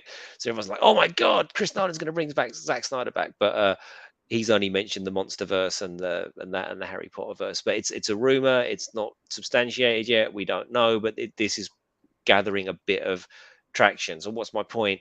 Disney and Warner's seem to be in a little bit more trouble than perhaps we thought, especially with these rumors of takeover going on. And just something else occurred to me about, I was watching this thing, and they were talking about sort of corporate kleptomania and how these, especially Disney, don't create anything anymore. They just buy up Pixar and they buy up 20th Century Fox and they buy up Lucasfilm and they buy up all these things, hoping to create wealth off the back of other people's creations. I thought that was quite an interesting observation. Thank you for telling us that, Russ. And it is interesting to think about that. And I certainly would be fine if somehow the DC and Netflix got a permanent. Well, it makes you think, doesn't it, Aaron? Because, like, let us say that this happens, then all this James Gunn stuff and all of that, and all of these plans for Ray movies and all of that stuff. That's if Universal steps in and takes these properties off of, or Netflix does it off of Warner's, and if Apple sweeps in and buys up Disney, all of these things that we've been talking about forever suddenly go away. There is no James Gunn. There is no David Corenswet. There is no Waller. There's nothing, because now Universal own it, and they might want to do something else. They might want to do the same thing, but they might not. And I cannot, if I was Apple, reaching down the back of the couch and grabbing out a couple of $1 trillion to buy Disney, or however much it's going to cost them. Although it might even be less, because their market value, their stock price has halved, hasn't it, or something like that. Anyway, it doesn't matter. If I'm Apple and I'm buying Disney in and of its entirety, I'm going to look at Star Wars, and I'm going to look at Marvel, and I'm going to look at Indiana Jones and all these other properties they've got, and go, well, they've made money, but people don't seem to like them very much. And I can't imagine that they would follow through with the Ray movie and the Forces Fever and all of this stuff that Disney have planned for its future and its theme of Star Wars going forward. But who knows? We could be wrong, and it may never happen. But it's interesting to speculate. It is interesting to speculate, but we also have to consider contractual obligations which go on for into perpetuity that can't be undone necessarily. So, in what regards are we talking about, Ara? I'm not sure that where you going with that. In regards to employees, in regards to the direction that stories can go in, of how certain characters can be portrayed. So, even sometimes if there's a change in guard, it doesn't necessarily mean a lot of these things won't still happen in the same order. So interesting. It's interesting. Well, I'd argue the toss, because I now own I've just paid several $1 billion for this. I own the IP. I can do whatever the hell I like with it, as Disney have done. So you may have to pay Kathleen Kennedy a lot of money to disappear, but her contract was with Lucasfilm and Disney, not necessarily with it's like it when have to be cleared out as soon as you bought the company, right? you But have to put that in there. I mean, there's a what lot happened, maybe not her, but you know what I mean. I'm saying that. Yeah, but what happened when BP bought Castrol? Exactly. That's exactly what I'm getting at, is that there's already financial commitments and types, in this particular case, contractual commitments to individuals that will be honored whether the company is sold or not. Sure. That's why people walk away with, millions with big payouts, right? Yeah. But when Disney bought, when BP bought Castrol, lots of Castrol people kept their jobs. Some Castrol That's exactly people what I'm talking about. did not keep their jobs, because they were not. Some of them were brought in, and some of them were like, no, they got their redundancy and their severance payment. I forget what you call it in the States. We call it redundancy. You get made redundant, and depending on how long you've been there, you get paid more and more money. And I don't know what the US term for it is. Yeah. So I just can't imagine. Okay, well, in this scenario that we're making up here, if I'm Apple and I'm paying you $1 billion, or however much Disney would cost, we'll say $1 billion for argument's sake. It's going to be more, clearly. I'm not going to give you, shareholders, that $1 billion if I have to sign on something that says, and you have to follow through with the creative plan that we have put forward up into into perpetuity. Much in the same way when Disney gave George Lucas $4 billion and promised him faithfully to his face that they would honor and protect the stories he was trying to tell. And 2 years later, he called them white slavers. So while there might be a moral impediment to follow through with something, Apple would be nuts to sign anything and say, yes, we're absolutely going to do this. Because why would you? If you want to buy it, you want to do your own thing with it and monetize it in your own way. But you raise an interesting point, because yeah, over and above buying a company, you'd probably have to pay off a hell of a lot of people to make them go away. And you wouldn't, I just, why would you buy it if it was successful? Because that will drive the price of it up. It's clearly not working. Their stock price is going down. Things are not going on. So you're going to buy a creative company. You're going to buy it to do your own thing. That's just my thought. You may well be completely right, and we could now be sitting here in 3 years' time going, "Wasn't the Ray Apple movie brilliant?" Who knows? Yes, and I'm guessing that there are a lot of contractual agreements in this, because let's say in anybody's position, there are certain executives who, are still getting bonuses even when the company's losing money, and it's all written into their contracts. They're gonna, come out winners essentially, regardless of what deal is made, and they're making sure they're getting their money, their bonuses, which are a lot of money.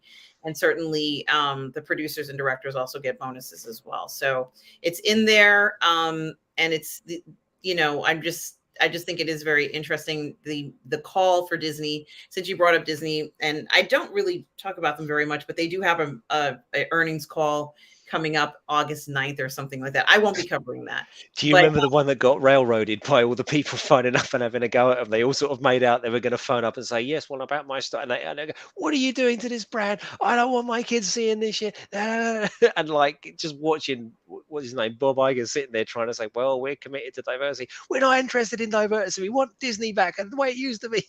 It was quite funny. I can't imagine they're going to allow that to happen again, but it was good to see. one of the objectives in V was for the let's say the visitors to have sexual relations with the humans. Yeah, but the And one that they had the baby, didn't they?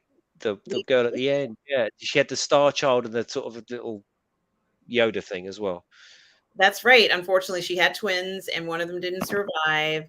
But that was one of the intentions, was for them to kind of fall in love with humans. And certainly, there's been a lot of conversations about having sex with aliens. And I think they showed a very interesting, the guy was good looking, and the girl, she was okay, but he was definitely, an attractive male. So, she was upset. I honestly, he kind of took a little, I'm not going to say took a little advantage. He knew what he was there to do. But it was his mission. That was his Yes. job. So it wasn't like, I'm totally in love with this girl. So, sometimes interactions can be like that. Not every interaction has to be more than what it is.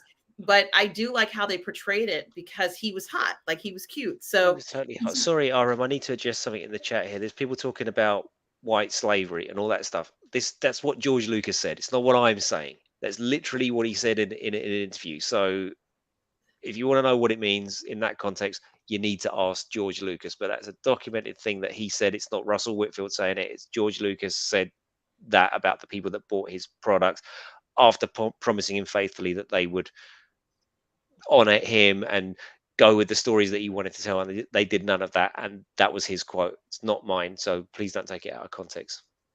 yes, it is something that Steven Spielberg commented on and said himself. And so if you want to know more about why Steven Spielberg said that, you're going to have to ask him yourself.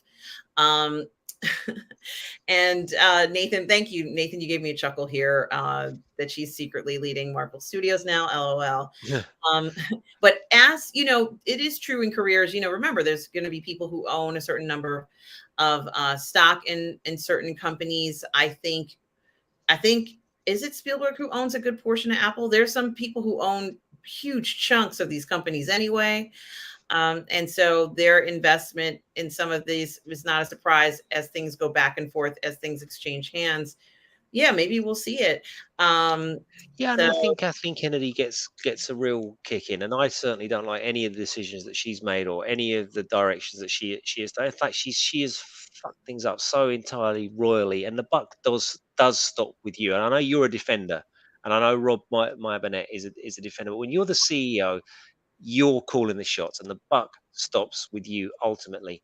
Having said all of that, she isn't getting up every morning going, I fucking hate Star Wars and I hate that bloody George Lucas. I had to work for that prick for 40 years. Fuck this guy. I'm going to ruin everything he's done. She's literally not doing that. She's making calls that she thinks are the right calls for the product. They're not, but that's what she thinks. And I think the one thing about Kathleen Kennedy, because I know lots of channels really have a voodoo doll out for Kathleen Kennedy, and because she has uh, spoilt the things in their view that they like. What amazes me about her is her calls have been wrong, and they have not landed well, and they have been divisive or divisive, whichever way you want. And the brands are now tarnished. That she kept her job after all these years. That's the one thing I just struggle to in my mind that Bob Eisner hasn't said to her, look, you're going to have to step down. We're going to give you another ride. It's just the direction you're taking just isn't working. We need to make money and it's not working. But yet she carries on. Who knows? But that's the one thing. So I think there's a lot of hate for this lady. I don't think she's evil. I think her ideology is skewed. I think her methodology of telling stories is skewed, and I think her decision making has been atrocious. It's just been bad after bad after bad, and starting with Rianne Johnson, and ever since that happened, the whole thing has been on a downward trajectory with occasional peaks. Mandalorian, which was okay, but we all loved it because it was the first okay Star Wars we've seen in years, to the lofty heights of Andor, and then everything else has been pretty much poo, apart from Rogue One. That's my view anyway. And Bonzo Kilborn says it's not financially successful anymore. Disney is in trouble and there are layoffs. And that's true. There are a lot of layoffs for sure. Mike Alito says one big clue, Kevin Feige production. It's interesting kind of looking at this, where things will go. Mario says Warner Brothers should just and only end the Snyderverse.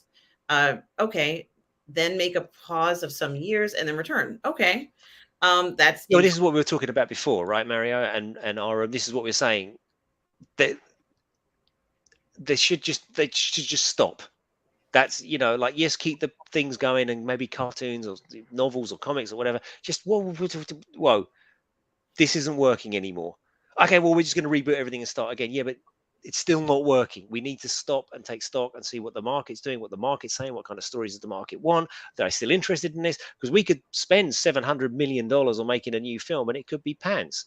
Like, people might be over Batman, or we just don't know. That's for me is they need to stop. And yeah, sure, people talk about the Snyderverse. You got to look at the numbers. The Snyderverse films, if you want to include Aquaman in that, or if you don't want to include that, they all made money. They made a lot of money. Yes, BVS had a massive drop off, but first weekend, it ended up with a theatrical of, I think, a run of $850-900 million. And I've said before, I reckon WB will be loving those kind of numbers right about now, and not the 200s and the 400s that they get. I mean, Black Adam was the only one to break even, and that only broke even because of Henry Cavill. We all know it. The rest of them have been a disaster. So yeah, it's strange, isn't it? Because everybody says, well, films take 2-3 years to make, and it's like they're really behind the curve now. So for me, if I was in charge, I'd be going, whoa, okay, why is Sound of Freedom doing so well, and why is it kicking Indiana Jones' ass? What's going on with the American public? What do we need to be serving them up? Because clearly it ain't this anymore. It's making bank in some cases, but it's not landing culturally. It's not landing critically unless you're a shill, and it's certainly not resonating culturally anymore. We need something else. So I did review Sound of Freedom, which I'm a huge supporter of. I think I reviewed it on my channel and the Burnettwork at the same time. I love the film and I love everything behind it. And certainly because it has made so much money, it is a blockbuster for a film to be made. I think originally it was by one of the major studios, and then they didn't promote it and decided to get rid of it or left it. And then it was picked up eventually by Angel Studios, which happens to be now running with it.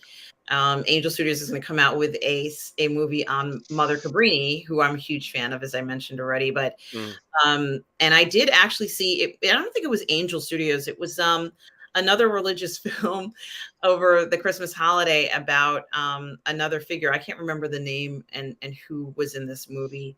His name's Jesus. His name's Jesus. He's like, you know, he's kind of famous. Romans didn't like him very much. You know, he's what the Romans would have called a terrorist.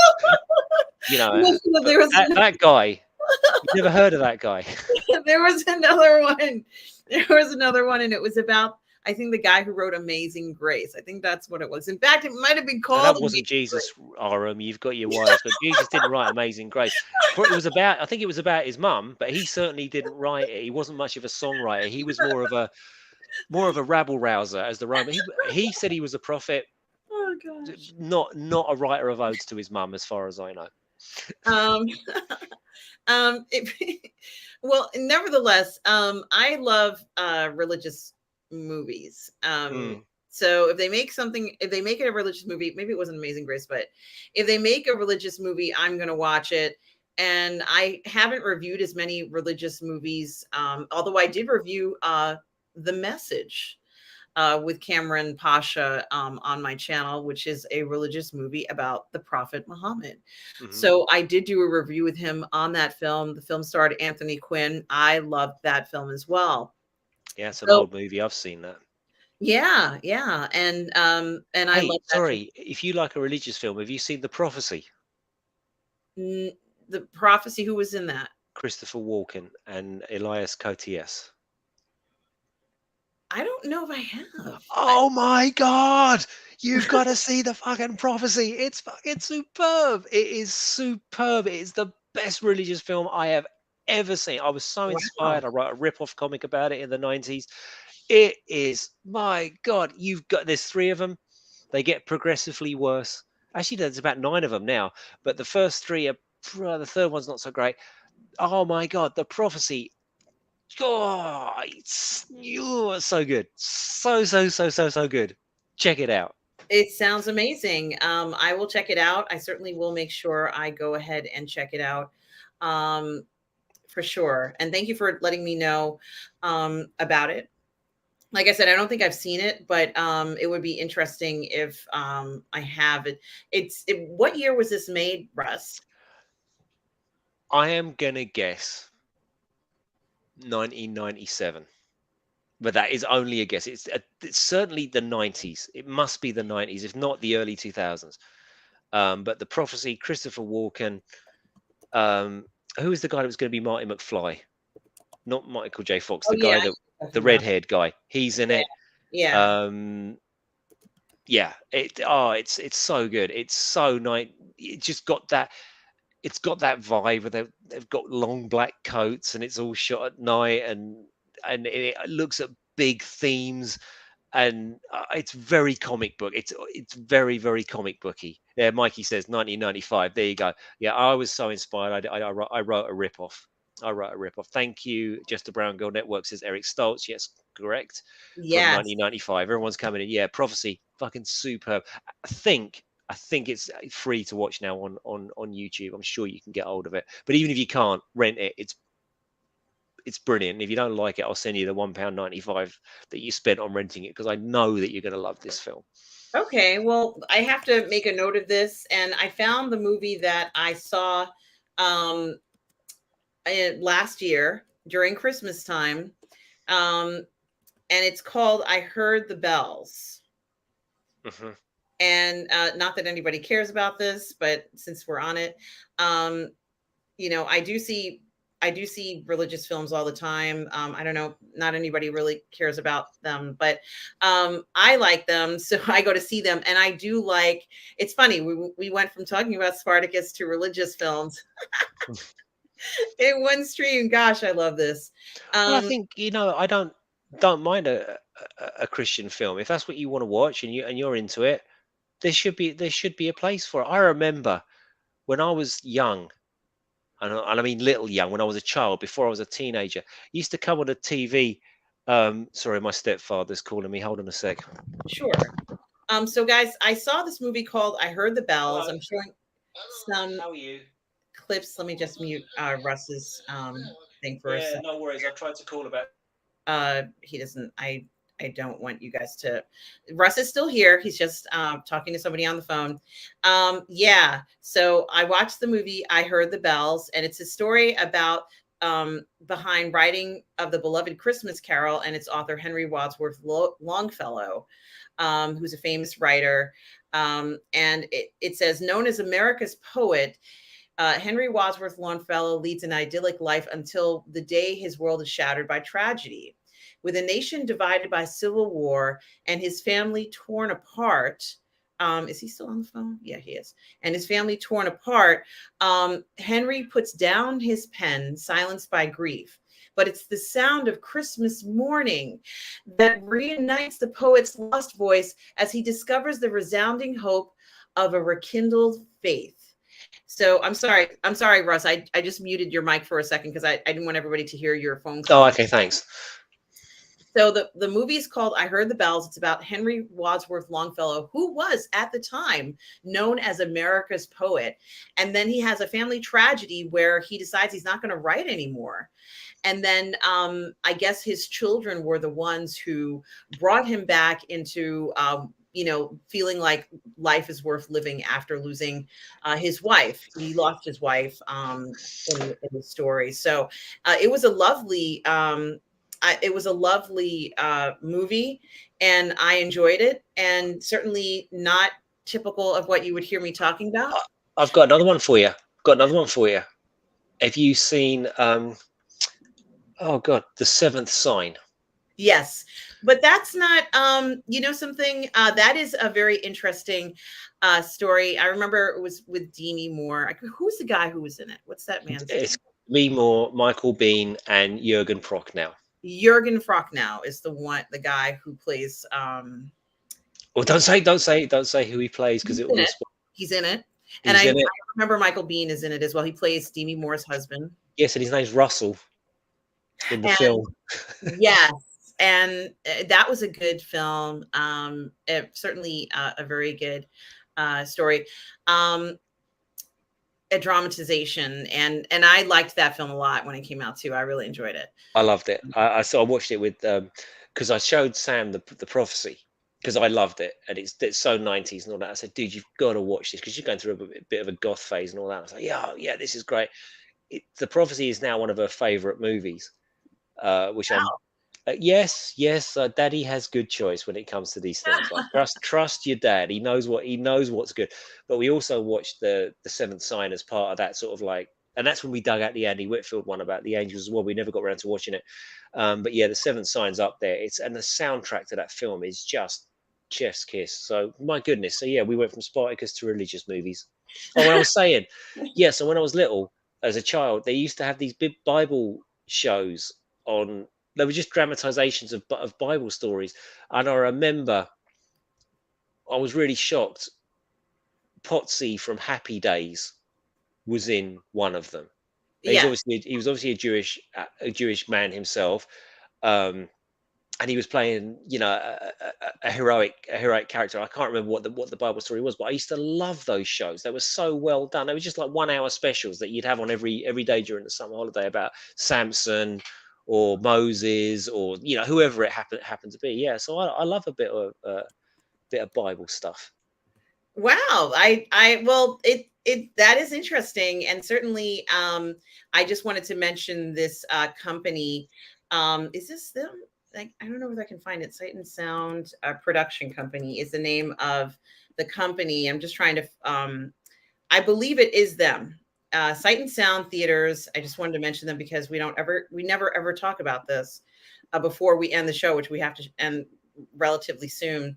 is the company, I believe, who did they're an entertainment company that produces Bible stories live and on stage.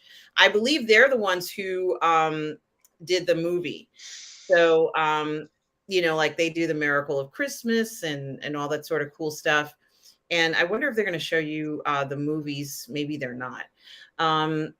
And I hope I'm saying it right. Yeah, it was a Fathom event. They did Jonah in 2017, Moses in 2018, Noah in 2019, and I Heard the Bells in 2022. So I did just want to mention that's another company. The company that's doing Sound of Freedom, who has it right now, because they were not the original company that made it, because the Sound of Freedom was made several years ago, is called Angel Studios. Mm.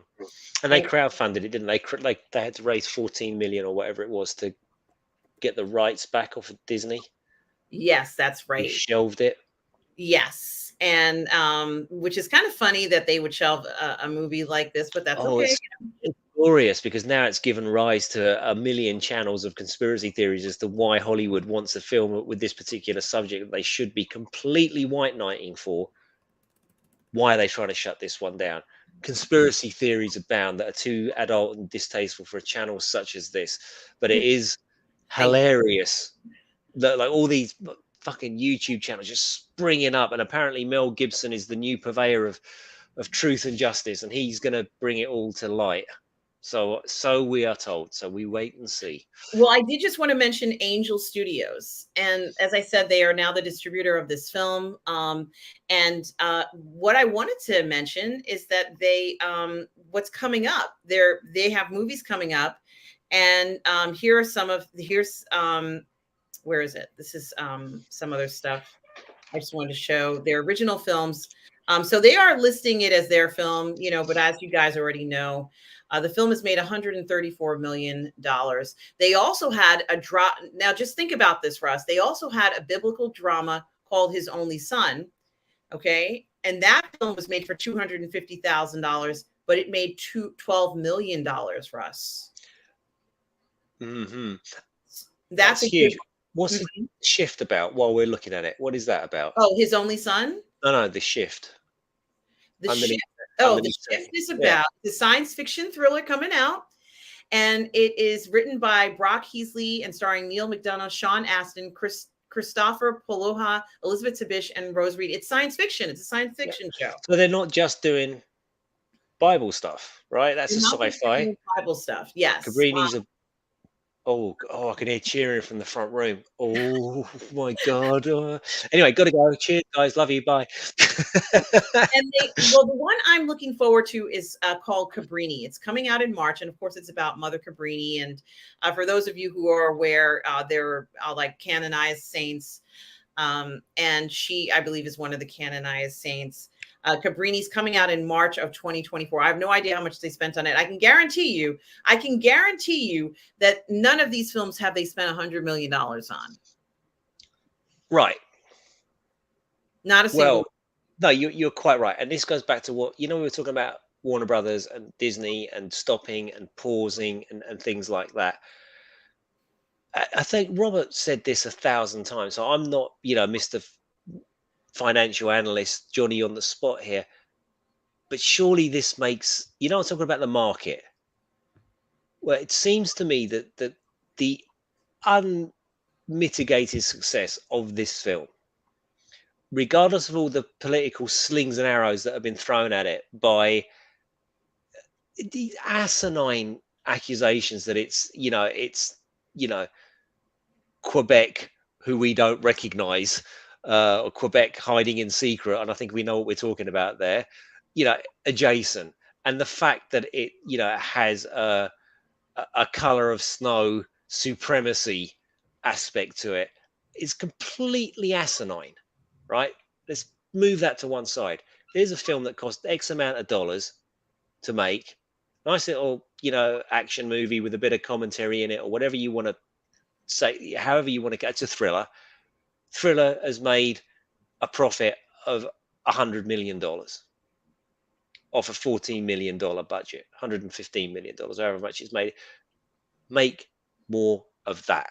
because this is now what people want to see. And you can go through a year or two of Sounds of Freedoms and Extractions and other Cabrinis and films that don't cost $11 billion to make, and then you say we're bringing back Superman and it's going to cost $11 billion.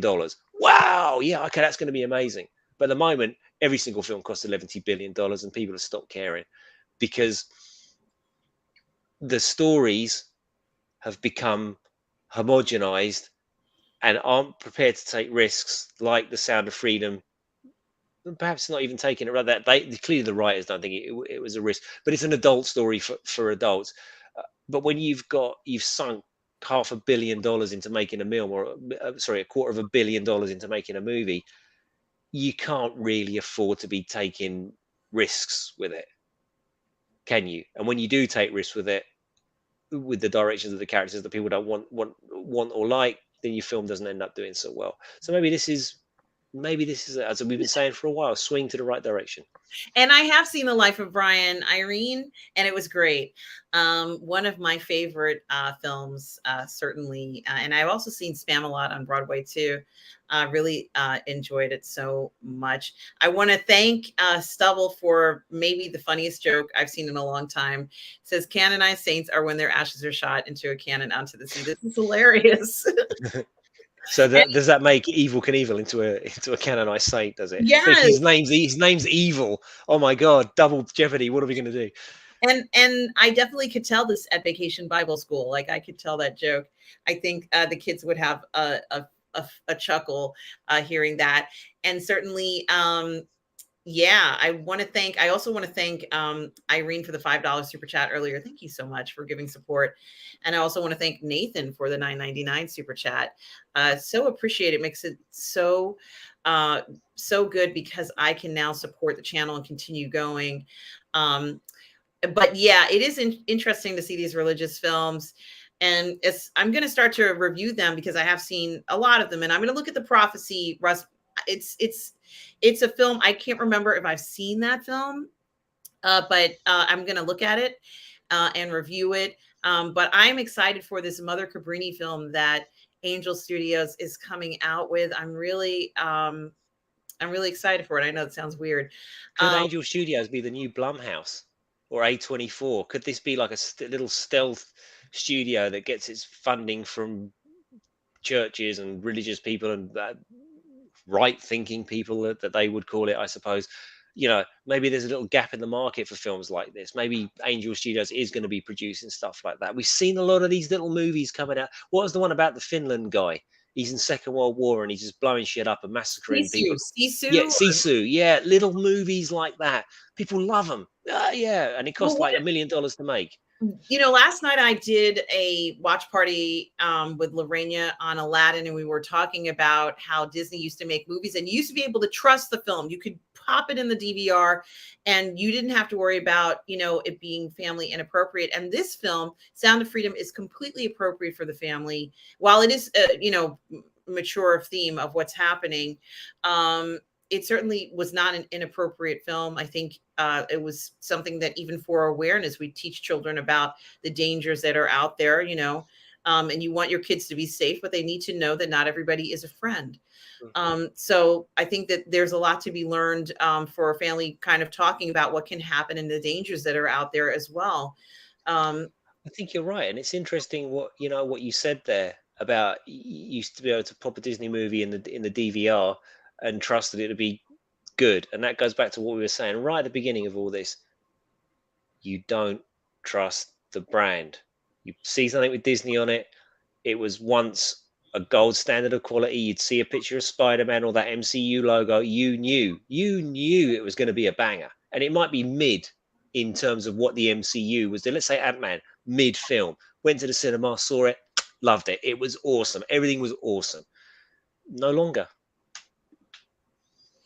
Yeah, and I think that what's going to happen, as you said, Russ, is that people are going to start to build catalogs of movies like The Sound of Freedom and Cabrini, and about the, you know, these religious figures that they know they can trust to show their kids. And it doesn't matter, honestly, going through the religions, the story content itself is good for everyone. So, you know, like in The Messenger, anybody can watch that film. I think anybody, regardless of what your background is, would enjoy the film. So that's something to think about. Um, also, yes, thank you, thank you, Irene. It's something to think about, and so with that, guys, we're We gonna didn't end even talk. the We show. didn't even talk about Barbie. Oh yeah, that might be the last thing that I'm gonna show. I wasn't. Two, I was my just gonna. 2 minute review of Barbie. Do you want to hear what I thought about it? Yeah, of No, course. you don't care what I thought about it. All right, No, fine. I didn't say that. I actually no, no, No, no, no. I don't care what I think about it either. My thoughts on it are obvious.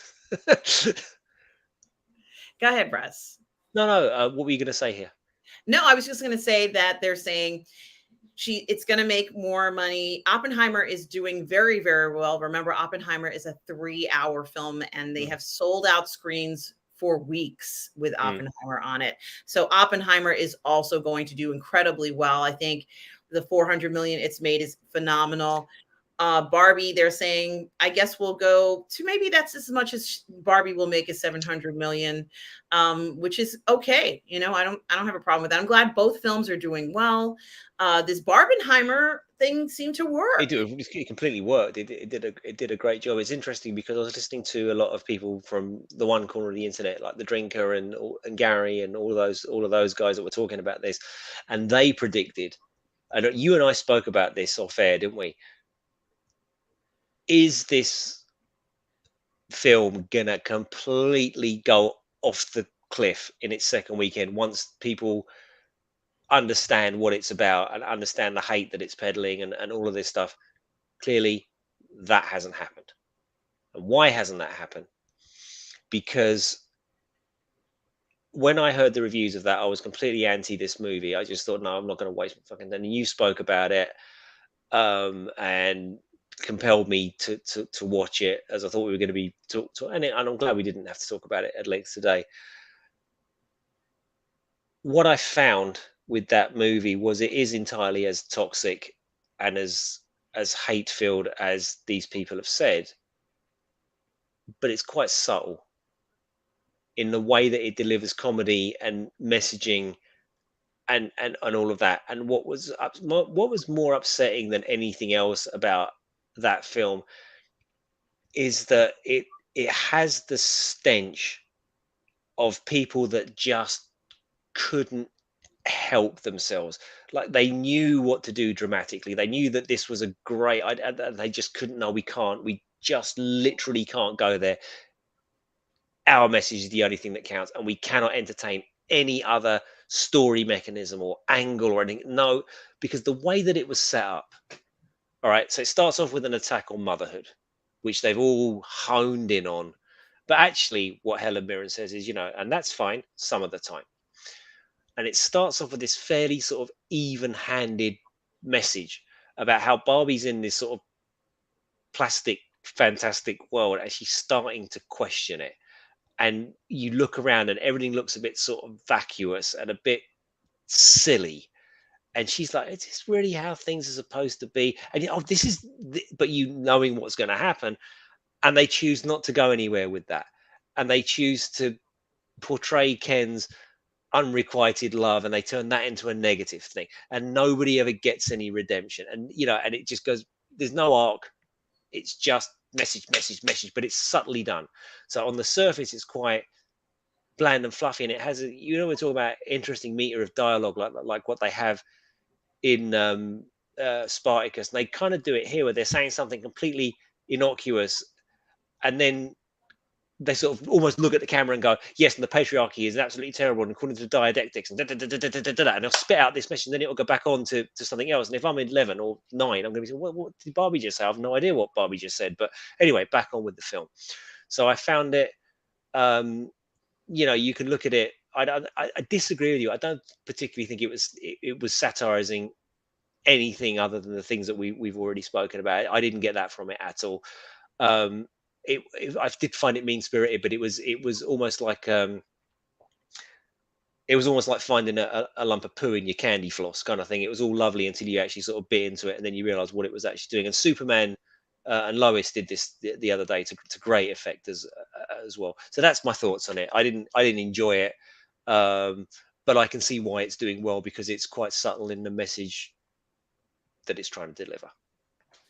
Okay, that's very interesting. And a lot of people feel that way about it.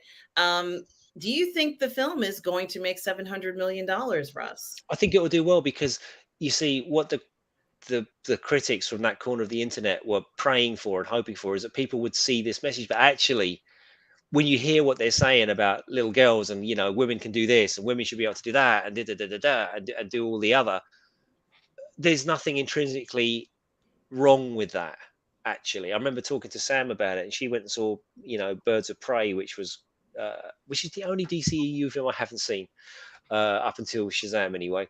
So I didn't bother watching. She said, look, I know it was like feminist garbage, but I actually did walk out of the cinema feeling 10 foot tall because despite the fact knowing it was meant completely to preach to me and at me, I felt 10 foot tall. And I rather feel that this is going to do the same.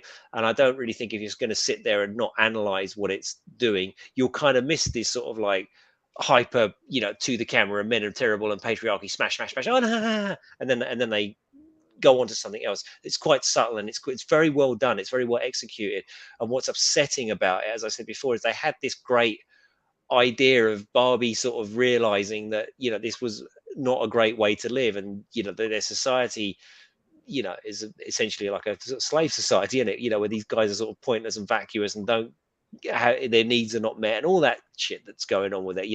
And I feel faintly ridiculous trying to analyze a Barbie film like that because we shouldn't. But having said that, those messages are there within that one to an extent that I don't think they were with Little Mermaid, which I thought the sort of the forensic level of analysis that some people took to that film, mentioning how the economy on the island would work and how ridiculous. Well, that's just asinine. Let's not do that.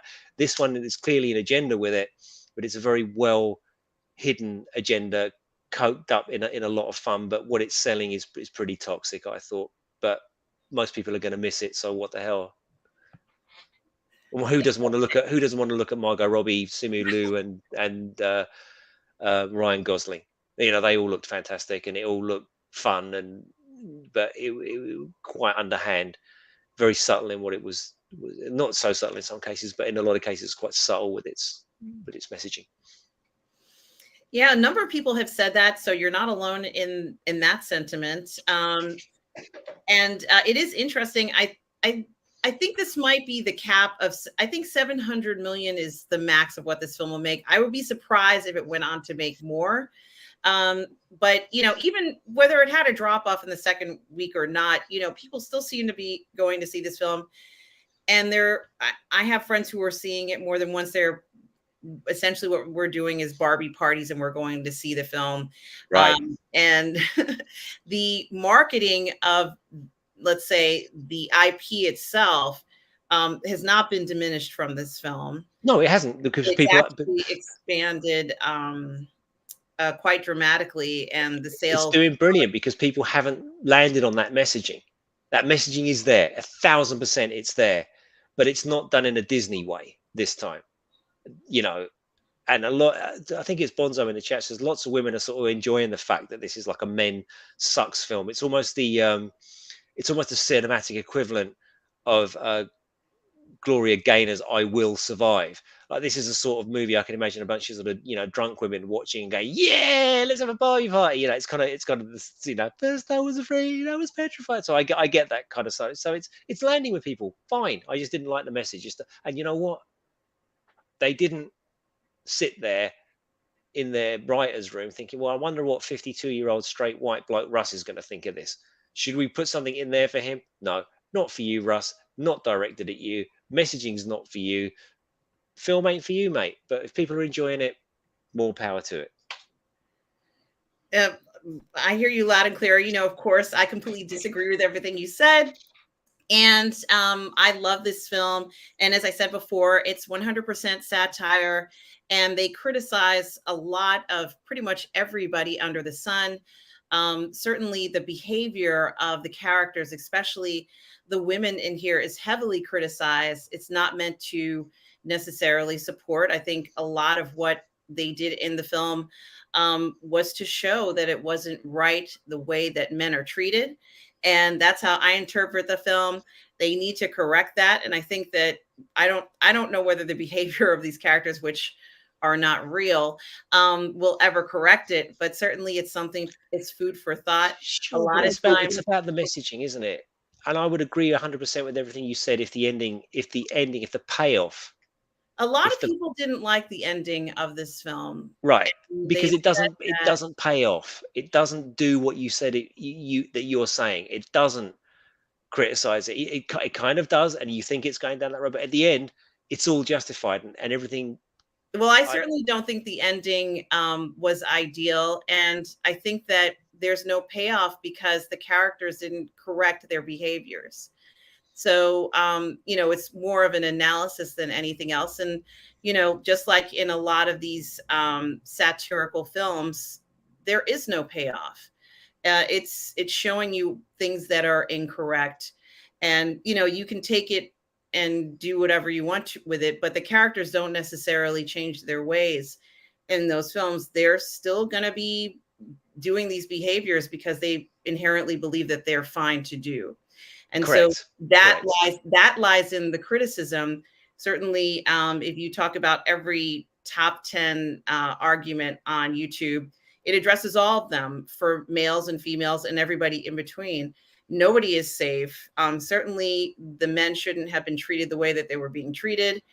And I came out of this thinking, yeah, this is very interesting that they decided to even address any of these topics, especially the notion of saying that no one is safe.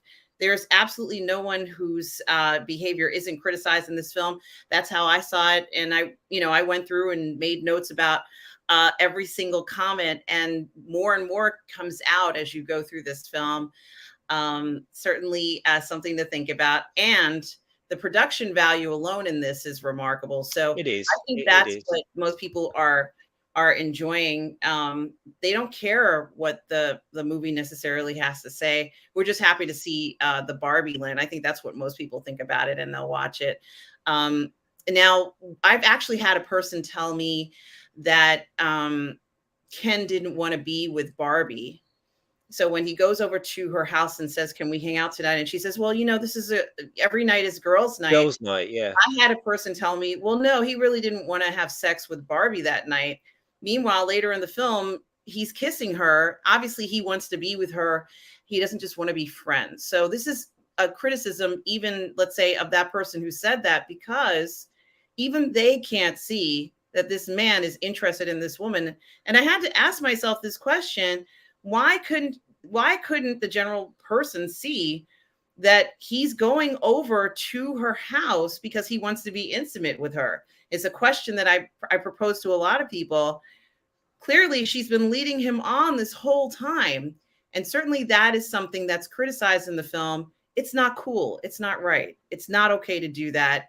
But, some people might interpret it as, oh, well, she's totally fine with But it it and is in the whatever. end.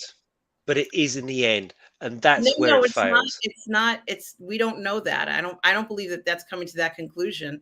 I think it's interesting that they chose to show her going to a doctor, but I interpreted that as the fact, and this is kind of the truth, that women aren't taking care of themselves physically, and they wanted to put that in there, but there is no real conclusion. We don't know what happens to her at the end. We just don't know. And that's why it's setting itself up, I'm assuming, for a second For, yeah, film. for Barbie too. I just So meant the general message at the end.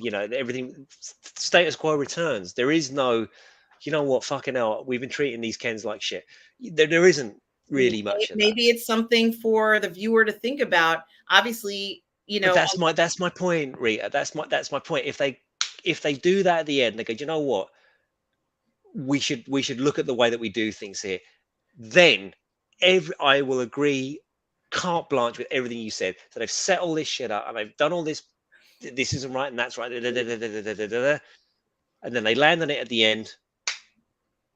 we were right all along. They are idiots, and things should remain the same. And that's where it fails. But if it doesn't do that, if it does the other thing, then yeah, then it's a smart movie. But none of this is all under the surface. As I said, it's doing great, and it's not for me, and I get it. And I'm not bent out of shape about it. I'm not going, oh my god, it's the most toxic thing, and this film needs to be banned. And how dare they show this to my children? Your little girl's going to love it. She's going to walk out there feeling 10 foot tall, and it's got a shitty message. But you know, lots of films they all have the same shitty message, to be fair. But you know, it is what it is. It's a Barbie movie, for goodness sake. I didn't interpret the film as anybody walking out of the film feeling 10 feet tall at all, because there were so many things that were pointed out in, let's say, social behavior that are wrong now, that I thought it was very, interesting that they decided to do that. They didn't have to do that.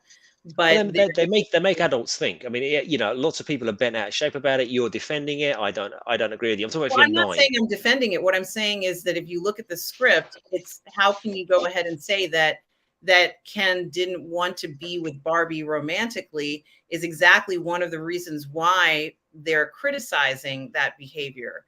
Clearly, he wants to be intimate. Clearly, he does. Yeah, I mean, he but you know, and they make a joke about it because they haven't got any parts. You know, he says, thinking that he doesn't. If you understand what I'm getting at, you know, like he says, men you know, what will you do? What will we do? I don't know. Men need to have intimacy too. Yes. And the fact that she brushes it off as if it doesn't matter and that his feelings don't matter starts you off understanding what the film is essentially talking about. All the times that people are doing things, behaviors like that are not appropriate, that you wouldn't dream of doing that before, you would have broken up with that person. You wouldn't perpetually keep the person thinking that something's going to happen when it doesn't. It wasn't until the end that she finally tells him, I'm not even in love with you. Can you imagine the audacity of a person doing this? But we are seeing people do stuff like this. It's wrong. And she was wrong for doing that. And the list goes on and on of different things, different behaviors. For example, when she talks about thinking about dying, and then she says, I'm dying to dance, to push it away, when she's pretending as if she, thinking about things that are important. I don't need to do that. I don't need to think about things that are important. And that's not true. There are a lot of things that are important that you have to think about and prepare for in the future. Well, that's why it was such a brilliant setup. It was a great setup. Yes. This is where it was all going, and it was all good, and it was all going in. And as I said right at the beginning of this, it just had all the ingredients to be really vacuous and stupid and fun for children, but it had all of this shit going on underneath it. And they must have known that they could have gone the other way. You're sitting there and in fact, I bet the script did go the other way. I bet it did go the other way originally. I would lay money that it went that way. And they said, no, we can't have that. No, we can't have that. Because everything you're saying is correct. But you're not the only man who's told me that they wanted, at least I think this is what you're saying, that they wanted Ken and Barbie to end up together at the end of the film. No, I just think that the message at the end should have been, we need to work together, and it's not that. So everything you're saying is correct. Like, and she does treat Ken like a fool and tells him, but there's no comeback for that. She's right. He's an idiot. He's a pointless thing, and he goes back along with the rest of them to be a pointless thing. Men are pointless. Argued, why is it that when, let's say things, let's say when she returns back to Barbie Land, why didn't they have an equal number of people, men and women? Those are valid points. And I think that that's exactly the point. There was another movie that kind of reminded me of this, made by Robert Downey Sr., where he went into corporate America and he switched out all the CEOs from being one race to another. And this reminds me a lot of it because, in the end, it's like it wasn't meant necessarily for something that was going to happen specifically, but it wanted to show different behaviors under different conditions. And this is one of the most interesting ones because, of course, Barbie isn't a real, she's a doll, but the notion of the fantasy that she's living in, that her behaviors and actions are okay, is why this makes it a good satire. It's a fantasy. It's kind of like, Baron Munchausen in the sense. And that's why this becomes a great media for looking at behaviors in real life that people are doing. And they think Yeah. They think those behaviors are okay, and they're not. And there's a lot of them in this film. And that's where we're always going to disagree, because I would say everything you said is 100% correct, except the film doesn't come to that conclusion. The film concludes that they're right all along, and these people are idiots, and they should be left on the scrap heap where they belong, and that's the message. So it fails by not delivering some, it's just basically, well, yeah, she was right all along. He is an idiot. Fuck him. I don't, that's not cool. That at the end, but that's okay. I don't believe it's saying she's right all along. I think it's saying she has a long way to go. She has, but I'm talking about the status quo of what happened. Anyway, we don't agree, and that's one of the great things about positive fandom. We don't have to agree. We will agree on the prophecy because it kicks ass. I certainly will check out the film, and thank you for everybody. Tom Jr. Jackson, thank you so much for moderating today. We are all goof people. And everybody, thank you for the super chats. Thank you, Irene. And thank you so much, Nathan Trujillo, for your super chat today. And guys, we ran over in time, but I want to thank everybody for coming today. And guys, remember to pick up Russ's book at the Amazon shop for his book, Gladiatrix. And guys, we'll be back next week. You can always find me here and on the Burnettwork. So thanks so much for coming today. And guys, remember, no matter where you are out there in the galaxy, always remember to please be kind. Take care, everybody. See you later, guys. Thank you.